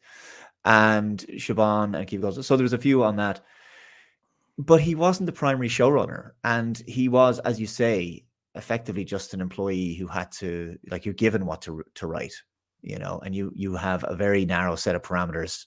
You're breaking stories. You're told this is the story. Go and produce a teleplay, and that's what you have to go and do. And it wasn't until he had all the restrictions lifted from him that you can finally see what he's capable of, and that's what we've got this year. That's what we got. And I will say, out of my 3 biggest criticisms from Star Trek Picard, well, actually, these my 2 biggest criticisms from Star Trek Picard season 2, besides it existing, get dealt with. I'll just say that. Sorry, I missed you there. There's issues with season 2. I have major issues. I mean, aside from, mom killing herself, all the stupid shit that was in there, but there was 2 particular things that I could not fucking stand, and Girardi Borg is one of them. I thought it was the fucking stupidest thing I've ever seen, like the hippie Borg. And how they treated Q and Rojas getting into a dust up with the Border Patrol. Can I go on? How stupid it is. Of all the stupid shit, the things I had the 2 biggest problems with get reference. We'll just say, I don't know about, maybe I don't know enough of season 2, because I only saw, what I did was I watched the first episode and then I saw people's reviews and obviously Red Letter Media's, and then I saw clips of the various episodes, and I read the descriptions. I knew the story, so I knew what was going on. But I know of only one thing that I know of that definitely gets resolved, and it's the same thing you're thinking of. Yep. I don't know what the other thing is, but whatever. Anyway, I was very happy with that and very taken aback. So, do you remember the scene between Shaw and Picard in this? And he says, "Oh, right, about the Stargazer." He says what he says about the Stargazer. I think we should shut up now. I think we need to shut the hell up now, because I think there's going to be another phone call coming in. But I just tell you, Jimmy. Thanks for the $5. Thanks for the super chat. I am known as a giant shill. I have a great reputation for being a huge shill. Despite the fact I'm blocked by Paramount Plus, I doubt they're I know they're not very happy that I got to see it early. The Star Trek shills are not happy that Dave and I got to see it early, and The Drinker and Robert Meyer Burnett. And what shills? Who are these shills? Who are these shills you speak of? That's fun. No, it's funny. It's fine. Yeah, I'm like, the studios fucking love me, man. You kidding me? They love me. Oh yeah. Dave and I aren't looking for early. I was given, honestly, here's my motivation. I was like, well, if I get it early, I can get my video together early. That was it. I can get my video together. So this is the thing. I was aware that it's a double-edged sword for someone like us now, right? To people like us to get this. So you'll get all sorts of reactions, from jealousy to resentment of the fact that the people think you're compromised. I tried to explain this, and maybe I over-explained it, but I felt I needed to, because I'm aware of the reactions of the audience. I know the kind of things that people are going to think, and you try and get ahead of it. Go, look, guys, Robert Meyer Burnett had seen it. I trust his opinion, and I was genuinely very positive. And then, we spoke to Terry, and I said, I'll give it a chance. The issues that people had with the first two seasons, certainly that I had, I felt were addressed in this, and they moved on. And so I went into this, Gary, when I turned on the first episode, and I thought, I'm actually pumped. Like, I'm ready to watch something good. And I enjoyed the first one. And, we were able to make an evaluation of this show in a few hours, right? I could do an evaluation of 6 hours in 6 hours. Whereas we're sort of waiting for people to catch up over several weeks. And I took those screeners because I'm just a massive fan, and I wanted to see Star Trek. And I was like, fuck, of course I'm gonna do this. So there's no regrets there, and I think we've been vindicated. And I think as the season goes on, there'll be more of it. And you're still gonna get people going, well, I don't like it though. The individual will come to you and say, I don't like it. And I was like, that's fine. That's totally fine, cool. Of course, that's fine. Okay. And there'll be the vocal minority must come to you and say, Dave, how come I don't like it? I'm like, yeah, but don't address me. Don't come back to me. Look at the wider audience in general. What about all those reviews on Rotten Tomatoes? Not talking about critic reviews, audience scores. Address that. That's where, I'm seeing the overall trajectory is that it's overwhelmingly positive. Yes, people say it sucks. It's all glib. That's a voice, right? That's one person. That's fine, and it's a valid opinion. But don't come back to me. Explain why the vast majority of people who watched it seem to be enjoying it. That's the key. Yeah, as whatever I do here, however you define what I do here, what Dave does, we watch stuff and give you our honest opinion. So, I never feel I need to be vindicated. So I'm being honest. So I'm good with that. I am good in my heart that I'm being honest, and vindication, it's not necessary. It really isn't. It creates a bigger conversation that I think we absolutely need to have. And other people have brought this up with other properties that I'm blackpilled on. But the difference is, I'm not telling, support what you like. It's very difficult. Like, I don't give Disney money almost at every opportunity. I don't go to Disneyland. I don't subscribe to Disney Plus. I'm sure I'm accidentally giving them money through some other corporation that they own. I can't do much about that, but I don't buy their comics anymore. I've stopped the comic habit of over 40 years and stuff. But like with Paramount Plus, I also understand, like, well, I effing hate Star Trek, but I like Tulsa King, and I'm not going to sit there, I'll borrow passwords sometimes, but also I have this program I work in where I have to be honest all the time. It's part of my program, my AA program. So I'll pay for some stuff. HBO Max, Paramount Plus, I pay for with no regrets. There's stuff on there that I like. Disney particularly has my ire. But as much as I freaking hate Amazon for Rings of Power, I still got Amazon. I do. I got to buy shit once in a while. But we have to reward things that are good. And again, people have said this about The Mandalorian. Yes, they have. They have said this about Andor. And I don't think there's any difference between those two and Picard season 3. Both are run by Kathleen Kennedy and Alex Kurtzman, who have been horrible to fans. Unforgivable. Well, I made this point, right? Because it was in response, respectfully, to look, so people such as Doomcock, I think, had made up their mind about how Picard season 3 was going to be, and I get that because so had I. Me too. And I watched the first episode like this. I was all, yeah. So I saw the trailers, and the funny thing is, right, season 1 of Picard, I think, or at least I felt at the time, certainly not looking back, but 2020 vision and all that. But when I first saw it, I thought, that's a decent trailer. It wasn't bad. It looks okay. I think I could watch that. It's because when you watch the trailer, you fill in the bits in the middle in your mind, and you go, I think that this is how the show is going to be. And then, of course, we were sorely disappointed. Although Remembrance was sort of in the middle. It could have gone either way. Like the first one was okay-ish, and then the cheese slipped off the cracker after that. But so the trailers for season 3, I think, were terrible.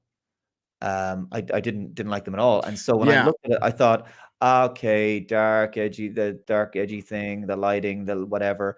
And then it looked like Kurtzman Trek. It did. It looked the same. And so I was not impressed by any of them. Exactly. So I'd made up my mind, just like Doomcock and just like many other people. And I'd said, I've made up my mind. This is going to be junk. And I look forward to just taking out the popcorn and laughing at more of the same. Mm-hmm. And then I saw it, and I had to give an honest appraisal. And that's my honest appraisal. That's it. And it just so happens that my honest appraisal is probably exactly what people who made the show would like me to say. Because it's just honest, because I think it's good. And that's it. And that's all I can say, man. So, and if somebody else has an honest appraisal on the other side, that's they're right. I'm not speaking for anybody else's honesty. I'm speaking for mine. But that's the thing. Like I even try to give. Maybe people forget this. There's so few opportunities and so few times it happened. I've tried to give a lot of. I tried to give New Trek a chance. So, for example, I really didn't like season 1 of Discovery, and there was one episode in season 2 that I thought was actually good, and I made a video going, maybe it's getting better, and I gave credit where it's due. It's the episodes. It is called If Memory Serves. And I thought that's a great tie back to The Cage. And the Pike episode where yeah. And I thought that's good. I didn't think it was good. Yeah, Strange New Worlds had an episode. I can't remember the name of the episode now, but it's the one with the Gorn in the nebula. And I know at the same time the Orville had done some similar stuff. But I thought that's a good one. That's a good, solid episode of Star Trek. Like that a lot. And then it again fell off a cliff after that. But I gave credit where credit is due. And this is the problem. Stefan Molyneux said something to me many years ago. He said, just because somebody shares your opinions on something doesn't mean they share your values. And I think it's a very simple thing we often forget, which is that just because somebody is making a particular type of content, in this case, you could apply it to, doesn't mean that they're making it for the same reasons. That scratching is the sound of my dog wanting to get in here now and jump on top of me. Hold on. So his name is Worf, by the way. So, that's awesome. So this is the thing. I don't want what I do to become a shtick. In other words, that I'm the guy who throws stones at stuff because I think it's bad and throws the tomatoes, and that's it. And I call out the woke thing, and then I walk away. That's not what I do. I review stuff I like. I talk about stuff I don't like. Look, Rings of Power was great fodder for the few weeks that it was on. But at the same time, you can't stay there. You can't just mire yourself in negativity, right? And just go, and She-Hulk was around the same time. And I don't enjoy, I don't think it's good for culture. I don't think it's good for the individual to just do that alone, right? There's time for that. But culture, art, it has to inspire. It has to be good. Like Paul Joseph Watson has done great videos on architecture and how demoralizing modern architecture is. You beautiful architecture, 18th, 19th century, and further. And now you see brutalist, almost communist type totalitarian blocks. Yeah, he did a great video breaking down pop music too. Absolutely. And so we need beautiful things. We need good art. You want to read the super chats there, but it's the same. It's the same with this, and if I see something that's good, I have to be honest, that's it. And there's no regrets. And look, I think by the end of this, people are going to go back and reevaluate some of the things maybe they said. If they don't, they don't. But I actually do. I do appreciate vindication, because enough people have been smug and thrown it in my face, and I'm happy to go back and go, hey, good. I'm not judging you for that at all, because you've been through more than I have. Much more than I have, brother. And that's why I love you, you ginge. No, we'll find out when all is said and done. And I think the massive win here is, if you choose to see it again, is somebody reached out. Somebody tried to reach out. Conversations are starting to be had in Hollywood. I am getting more emails and more conversations, and I am strongly encouraged, because I don't want to be because you hear things in confidence. I make a promise. I'm not going to repeat them. Just not.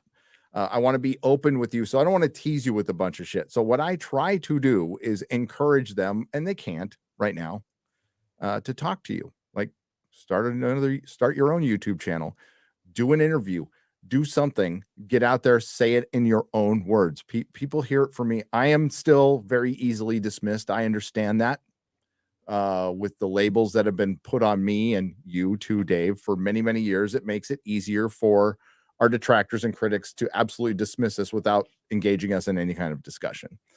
Now we're engaged in a discussion. There's a great Doctor Who Capaldi moment where they're simulating war. Everybody knows the clip, and it's like his shining moment as the Doctor, right? In like, not very. Oh, I know the one. I know the one. But at the end, he just says, ultimately, we have to sit down and talk. Anyway. And that's what we need to do. So if there's still people willing to talk and not so polarized, that's a good thing. That's a very, very good thing. And that means change is coming. Why is change coming? Is it because they realized woke Hollywood was a bad idea, and identity politics is exclusionary? It is not inclusive. It's exclusionary. No, it's because they're going broke. But whatever made it happen, it's starting to happen. And there are people who have been tortured, who like want to leave the industry now. They're like, I'm done. I can't do this anymore because I can't speak my mind. And I would say, leave, go do your own thing. The industry is not what it was. It's falling apart. And the fact that we get like an anomaly like this is great. And like I said, I'm pretty black pilled on, I hate to be black pilled on anything because I hate black pills, but Star Wars, I'm there. I'm just there. I feel the same way about Doctor Who.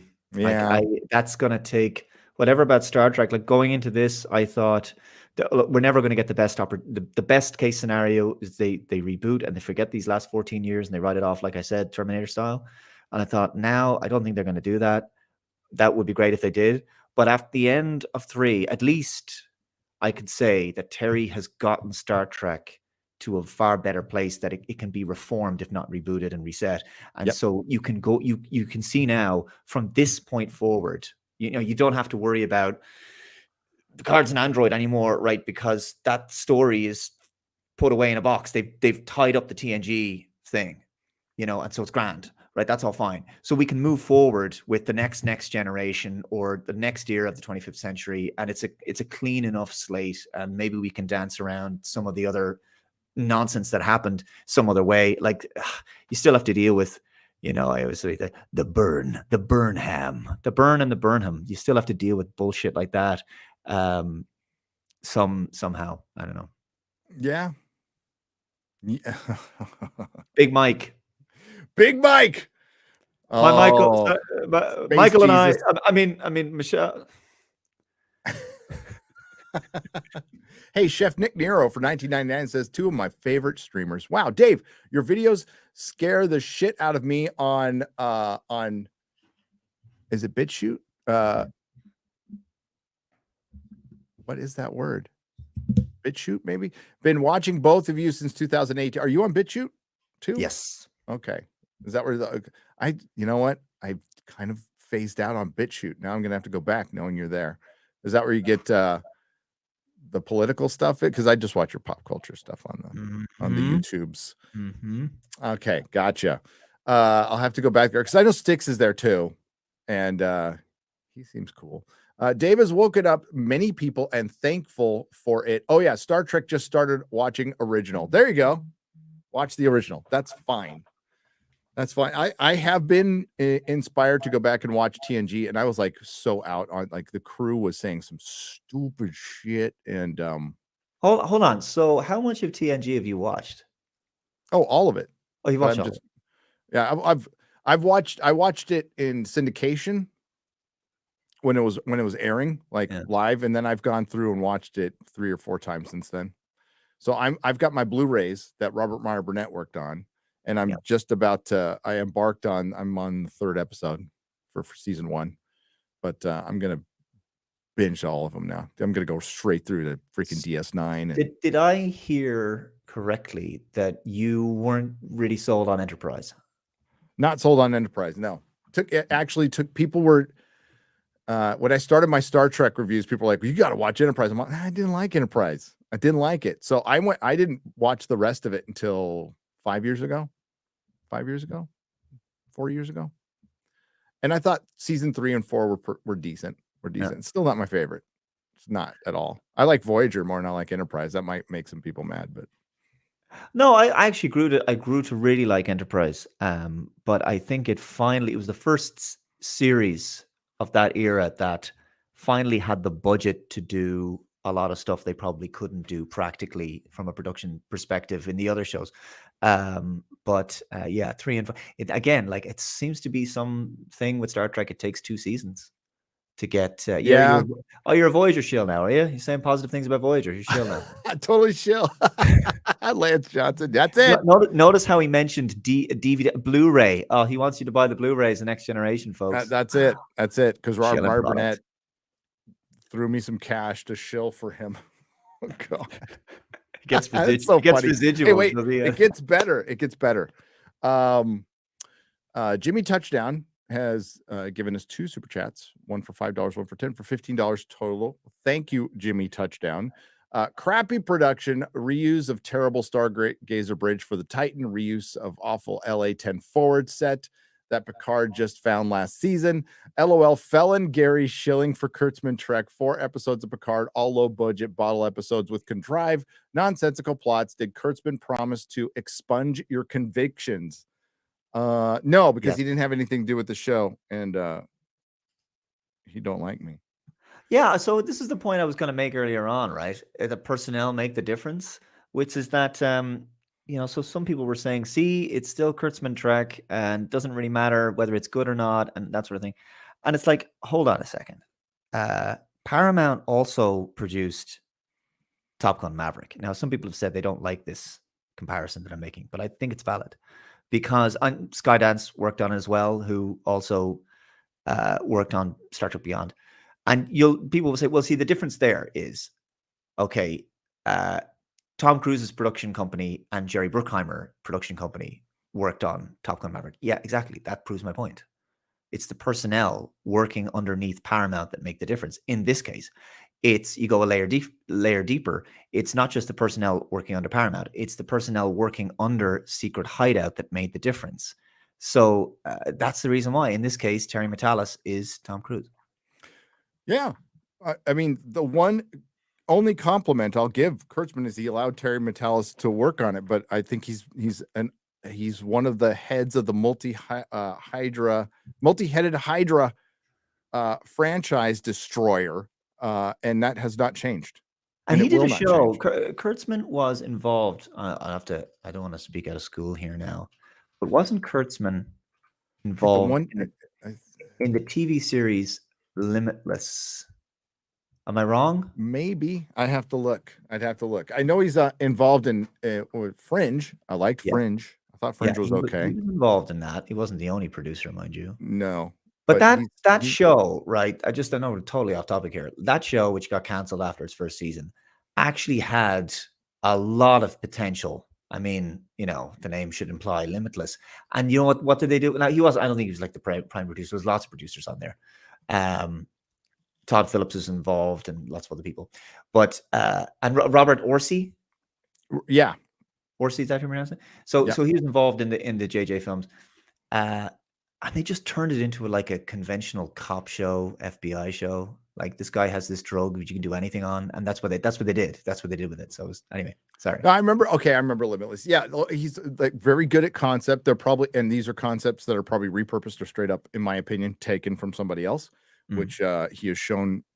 Orsi got shown the door, by the way, who was the only guy who I don't like his interpretation of Star Trek, but he knew Star Trek.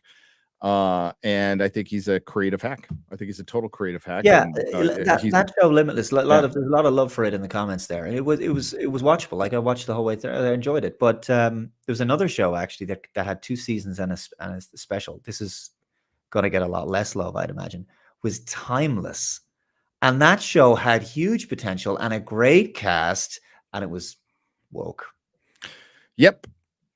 And then it got canceled, and they tried to. I remember they flew a helicopter over Khan to get it right to save Timeless or something. I'm like, no, don't say no, please don't. go back in time and tell people why they're racist. No, I'm at the point where I don't need my convictions expunged. I just need my gun rights back. I'm trying to get those.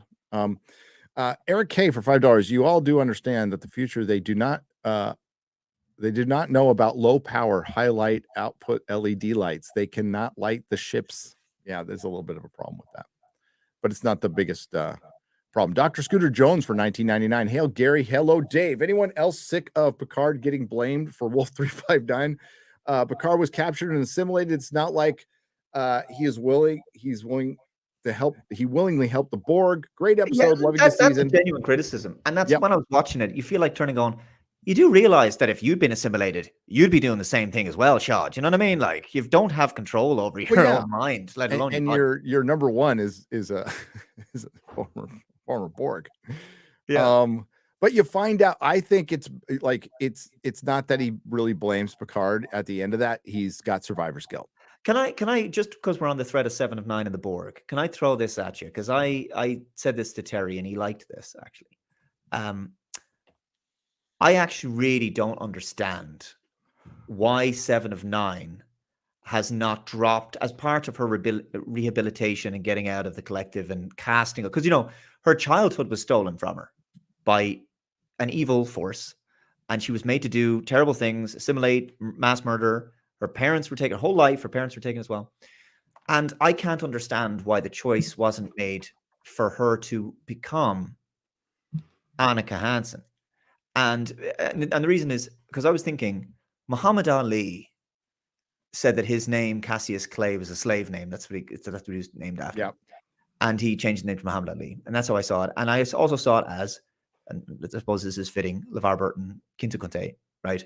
And Toby was his slave name. And to me, 7 of 9 is a slave name that was forced upon her and then forced to do terrible things.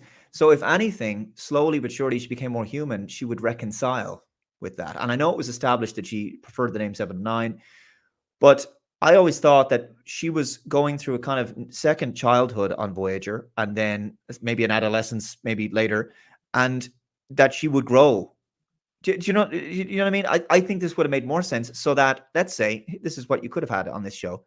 He really resents the Borg because of Wolf 359, and he doesn't want her to forget what she was as a drone.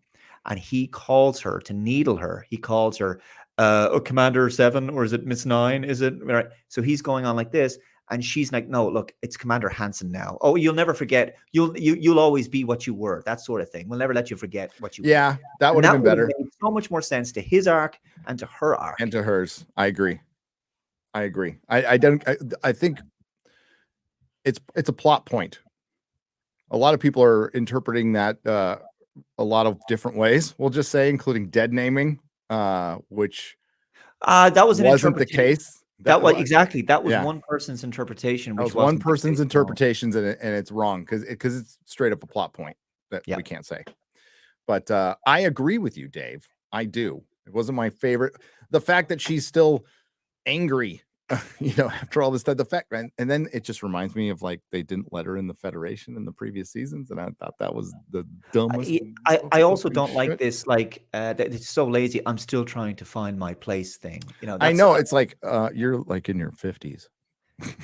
Find your place. This is the thing. I mean, she looks good. She looks good. Yeah. Right. Anyway, it nobody can ever be fully well adjusted. Everybody has to have like some problem, you know. No, but like, yeah, imagine like being one of us, and then being gifted Star Trek, but you're still in with these parameters. You're just like, do I want to do this? Like, is it worth it? You know, it doesn't sound. You know what? Like making Star Trek should be fun. Doesn't. In the past, it just doesn't sound like it's been very fun. Doesn't sound like it's very fun at Lucasfilm. Doesn't sound like it's very fun at Marvel. And there's other jobs you can take.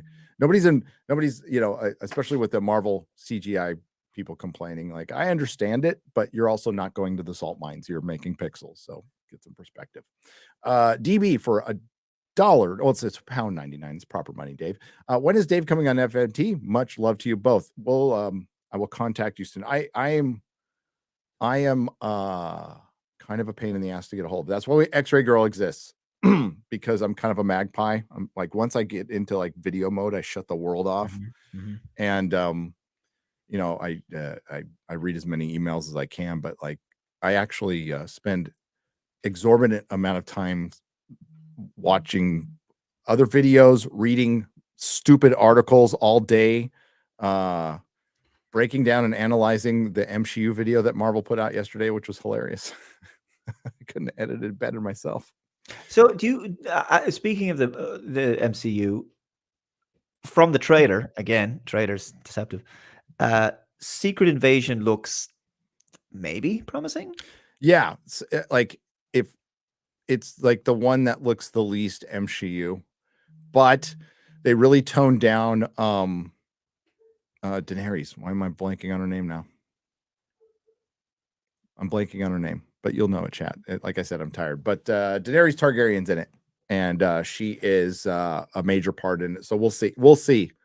I've been fooled by their trailers before, but it's one of the only 2 Disney Plus shows that's coming out this year. They delayed all of them except for Loki and Secret Invasion. And I believe they said Loki's coming out in July. They gave it a release date. Rebecca Gold. What's up, Ian? Good friend Ian. For £5 British. This is cool. 2 of my favorite streamers on the same time. I would not have watched this if it wasn't for Dave's review. So cheers, mate. Cheers, Dave. John Wayne for $9.99. I am thinking, but we have a few critiques. A grease monkey dipshit from Chicago doesn't ascend to command. More like a Lieutenant Picard from TNG episode Tapestry. I don't know. I think yeah. So even Deanna Troi was going through her command training in I think it was the final season of Next Gen, and she was a counselor. You can make it has been shown that you can make changes from engineering to to command. You can go on that. On that way. Yeah, I think the only issue I have is saying dipshit. That was it. You could have said something else, but that's me. Trinoculus P for $5. If Dave is Dave aware or anticipating Fallout London this year? What's Fallout London? I don't know. Is it a game? Fallout sounds like a game. Sounds like a Fallout game. Well, I know they're doing the show, right? From the makers of Westworld. So skip. God, it was such a good show in the first season. If it was just one season, it'd be great. Yes, it's a game. I had to look that up. Okay, it's a game. It's a fan-designed DLC side mod for Bethesda's 2015 title Fallout 4. Fallout 4. This summer. Dark Metamorphosis for $5 says, is the Red Door a funky vision related to the Red Angel? No. Yes. Oh, yes, it's just a Red Angel. But you know what's behind the door? Big Mike. Big Mike. Mikey Burnham. If Kurtzman was in charge with this, they would have done some time travel thing to try to do an end game with Star Trek, because they were talking about that, by the way, connecting all the series. Yeah, and so he'd walk, Picard or something would walk through the door. Yeah. And then on the other side. You don't have to spoil it. Just tell me, is it not related to Discovery? Well, he said yes, I said no. Who do you believe? And then Michael's in there and he's like, Michael Burnham, finest Starfleet officer of all time. I'm the reason. You're the reason I joined Starfleet. You inspired me. And, oh my God, Kirk is going to be in Strange New World season 2, and I predict he'll be reading a book by Michael Burnham or about Michael Burnham. Like the first thing. Yeah. I'm amazed actually that there's never been any like direct reference. So the only reference actually, I think, to Discovery was in season 1. I could be wrong. Where he goes into Starfleet Command and he looks up the Galaxy class Enterprises there, the D, and then it goes to Pike's version of the original Constitution 1701. Yep. Okay, I got to get through these. I have an interview like right now, so sorry. For a job. For a job. Yeah, my shilling job, my next shilling job. Test site for $20. Dave, I think when I first subscribed to you was when you did your Ready Player One video. I absolutely love the movie and the book, but how you approached it in your video was spectacular. Gary, so pumped for Forbidden Frontiers. Thank you. Nice. I love that show. Yeah, it's surreal being here with Dave after watching like all this stuff before I like took YouTube seriously. And it's thanks to Dave. Gave me a huge shout out. I knew I loved you before I met you. Sorry. It's all right. Thanks for shilling for me, Dave. I appreciate it. Bulls Trek. I made you, Gary. I made you the man you are. You did. I brought you into this platform and I can take you out of it. Anytime. I remember that. I'll remember that. Leon K for $4.99. Thanks for recommending Picard season 3 and assuring us the quality continues to the end. It's not perfect, but entertaining, reverent of Star Trek mostly. And yes, I think that's a very good assessment, Leon. JWT6577 for $5. They can call me. I'm wrong 1,000 times and I'm still, they still get my time and money. They called me horrible things. That's not, that's only allowed the one time. Oh, they're not going to get your money more. Yeah. That's on them. That's on them. Yeah, like we can't forget, like it's Discovery. It was made clear, like, well, this show isn't for you, kind of thing, you know. Yeah. And it's like, well, I guess it is. That's why I don't watch it. Yeah, that's the thing that needs to be addressed. You know, if you like Dave said, if you like Star Trek Discovery, you're nicer about it than me. That's fine. I wouldn't take your directions to the bathroom if I was about to shit myself, but you know, like that's fine. If you like it, if you think it's good, that's cool. I generally don't call out fans. I'll call out Kurtzman. I'll be harsh about it. I'll be absolutely harsh about it, especially as things were ramping up and they were really going after fans. And a lot of that was coordinated from people who worked on the damn show. And I know it. So that anti-fan marketing started from Secret Hideout, and it's on brand from his mentor Jar Jar. It's part of the marketing. They tried it with Rings of Power, and nobody should ever stand for that. So it makes it difficult for everybody involved when somebody tries to do something good, but they're in a minefield, and I understand that on both sides. There was an article there back way back, 2020 March.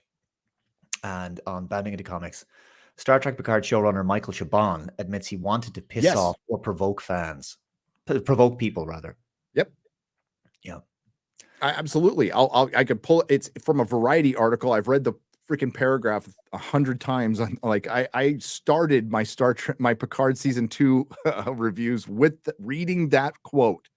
Going, if you don't think they are directing this crap, well, here's the dumbass Pulitzer Prize show winner, showrunner, and Pulitzer Prize winner, admitting that I like to poke the trolls and the haters, and you know what he means. Everybody who is, in his perception, far right, which is everybody from center to right now. And that's not how Star Trek, that's not what Star Trek is. And then in that same quote, he goes, they don't understand what Star Trek is. No, motherfucker, you don't understand what Star Trek is and never did. And that's why you only lasted one fucking season and had to bolt to go do his show. That's never going to happen. Remember, he was going to go adapt Cavalier and Clay. And have we heard a fucking thing about that since then? No, we haven't. So they're talking about Rings of Power, cringe of powder. Rings of powder. rings of powder. more accurate. So much more accurate. Ian Hall for $4.99. Gary, I watched your Doctor Who season 11 and STD season 1 reviews along with my viewings. You have an honest chance. It says them an honest chance. You have them an honest chance. Sorry. I'm dumb. On SETI Alpha 5, there was life, a fighting chance. There's a fighting chance. But yes, Dave, your Star Trek and Doctor Who vids are solid. They are solid and an inspiration, by the way. Because like when I was going through I wasn't in the culture war when I was reviewing the Capaldi stuff, and I'm like, I freaking hated Clara. And I was like, oh God, I don't like that when whitewashing got brought up and Trump got brought up by name. And then it was a little while later, I found your video and I'm like, oh, shit. And then Jodie came along. Yeah, she was quite one-dimensional in the first season with Matt Smith. And then she got some development and it was in the wrong way because she just became like very sanctimonious and talking down and berating the Doctor constantly and putting him in place. And then it just got worse and worse. I mean, the worst I've seen it. And I stepped out for his third year where Billy Potts came in. Oh, and that was bad. I said that was bad. So I saw the special where they brought back David Bradley to play the first Doctor, Twice Upon a Time. And it was like, firstly, the whole story is pointless. There's no real, if you actually analyze it, there's no actual conflict there. But anyway, he's constantly like running around telling himself, don't be sexist, you can't say that, you can't say this. This is an ancient 1,000-year-old Time Lord who's afraid of like being politically incorrect and current year politics, and it's just spitting in the face of the William Hartnell's Doctor, with this showing him up as being some chauvinist sexist dinosaur. Yeah, it's like, oh my God. It was terrible. But like Clara, when she died, I was happy. Listen, season 8 of Capaldi's got some really good episodes. It does. Legit good episodes. Flatliner, Mummy on the Orient Express are great episodes. Jamie Matheson, I think, wrote those, and I think he should have taken over the show. But other than that, man, it just went downhill, and so did everything else. I remember when they announced Jodie. My office back in the day, Dave, used to be all Doctor Who. There was any Marvel stuff up, it was all Doctor Who. It was a Doctor Who room. And I took it down that day. They announced it. I took everything down. I was like, fuck this. I was mad. So 2 more, then we got to go.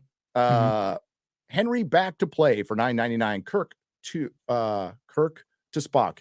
You mean profanity? That's simply the way they talk here. Nobody pays attention to you if you don't swear every other word. You'll find it in all the literature of the period. Exactly. From Voyage Home. I was subbed to Dave. By the way, thank you again for the $9.99. And Joe Cronin Show for $5 says, I was subbed to Dave since he had 5,000 subs. How long ago was that, Dave? That was probably 2008. 2008. I started watching you a couple of years after that. If we're talking about computing forever and not the yeah, show. A couple 3 years after that. I've been on here a long time. Yeah, dude. I had hair. And hope. I had hair and hope. Hair and hope. Yeah, I'm starting to be. Man. I haven't been here that long, but I'm starting to be here long enough to where I look back at some of my old stuff and go, oh, I look younger. Yeah, the glint has gone out of my eyes. It's all darkness. Yeah. Nobody pays any attention to you if you. Oh, I read that one. And sorry, at 5,000 subs and was computing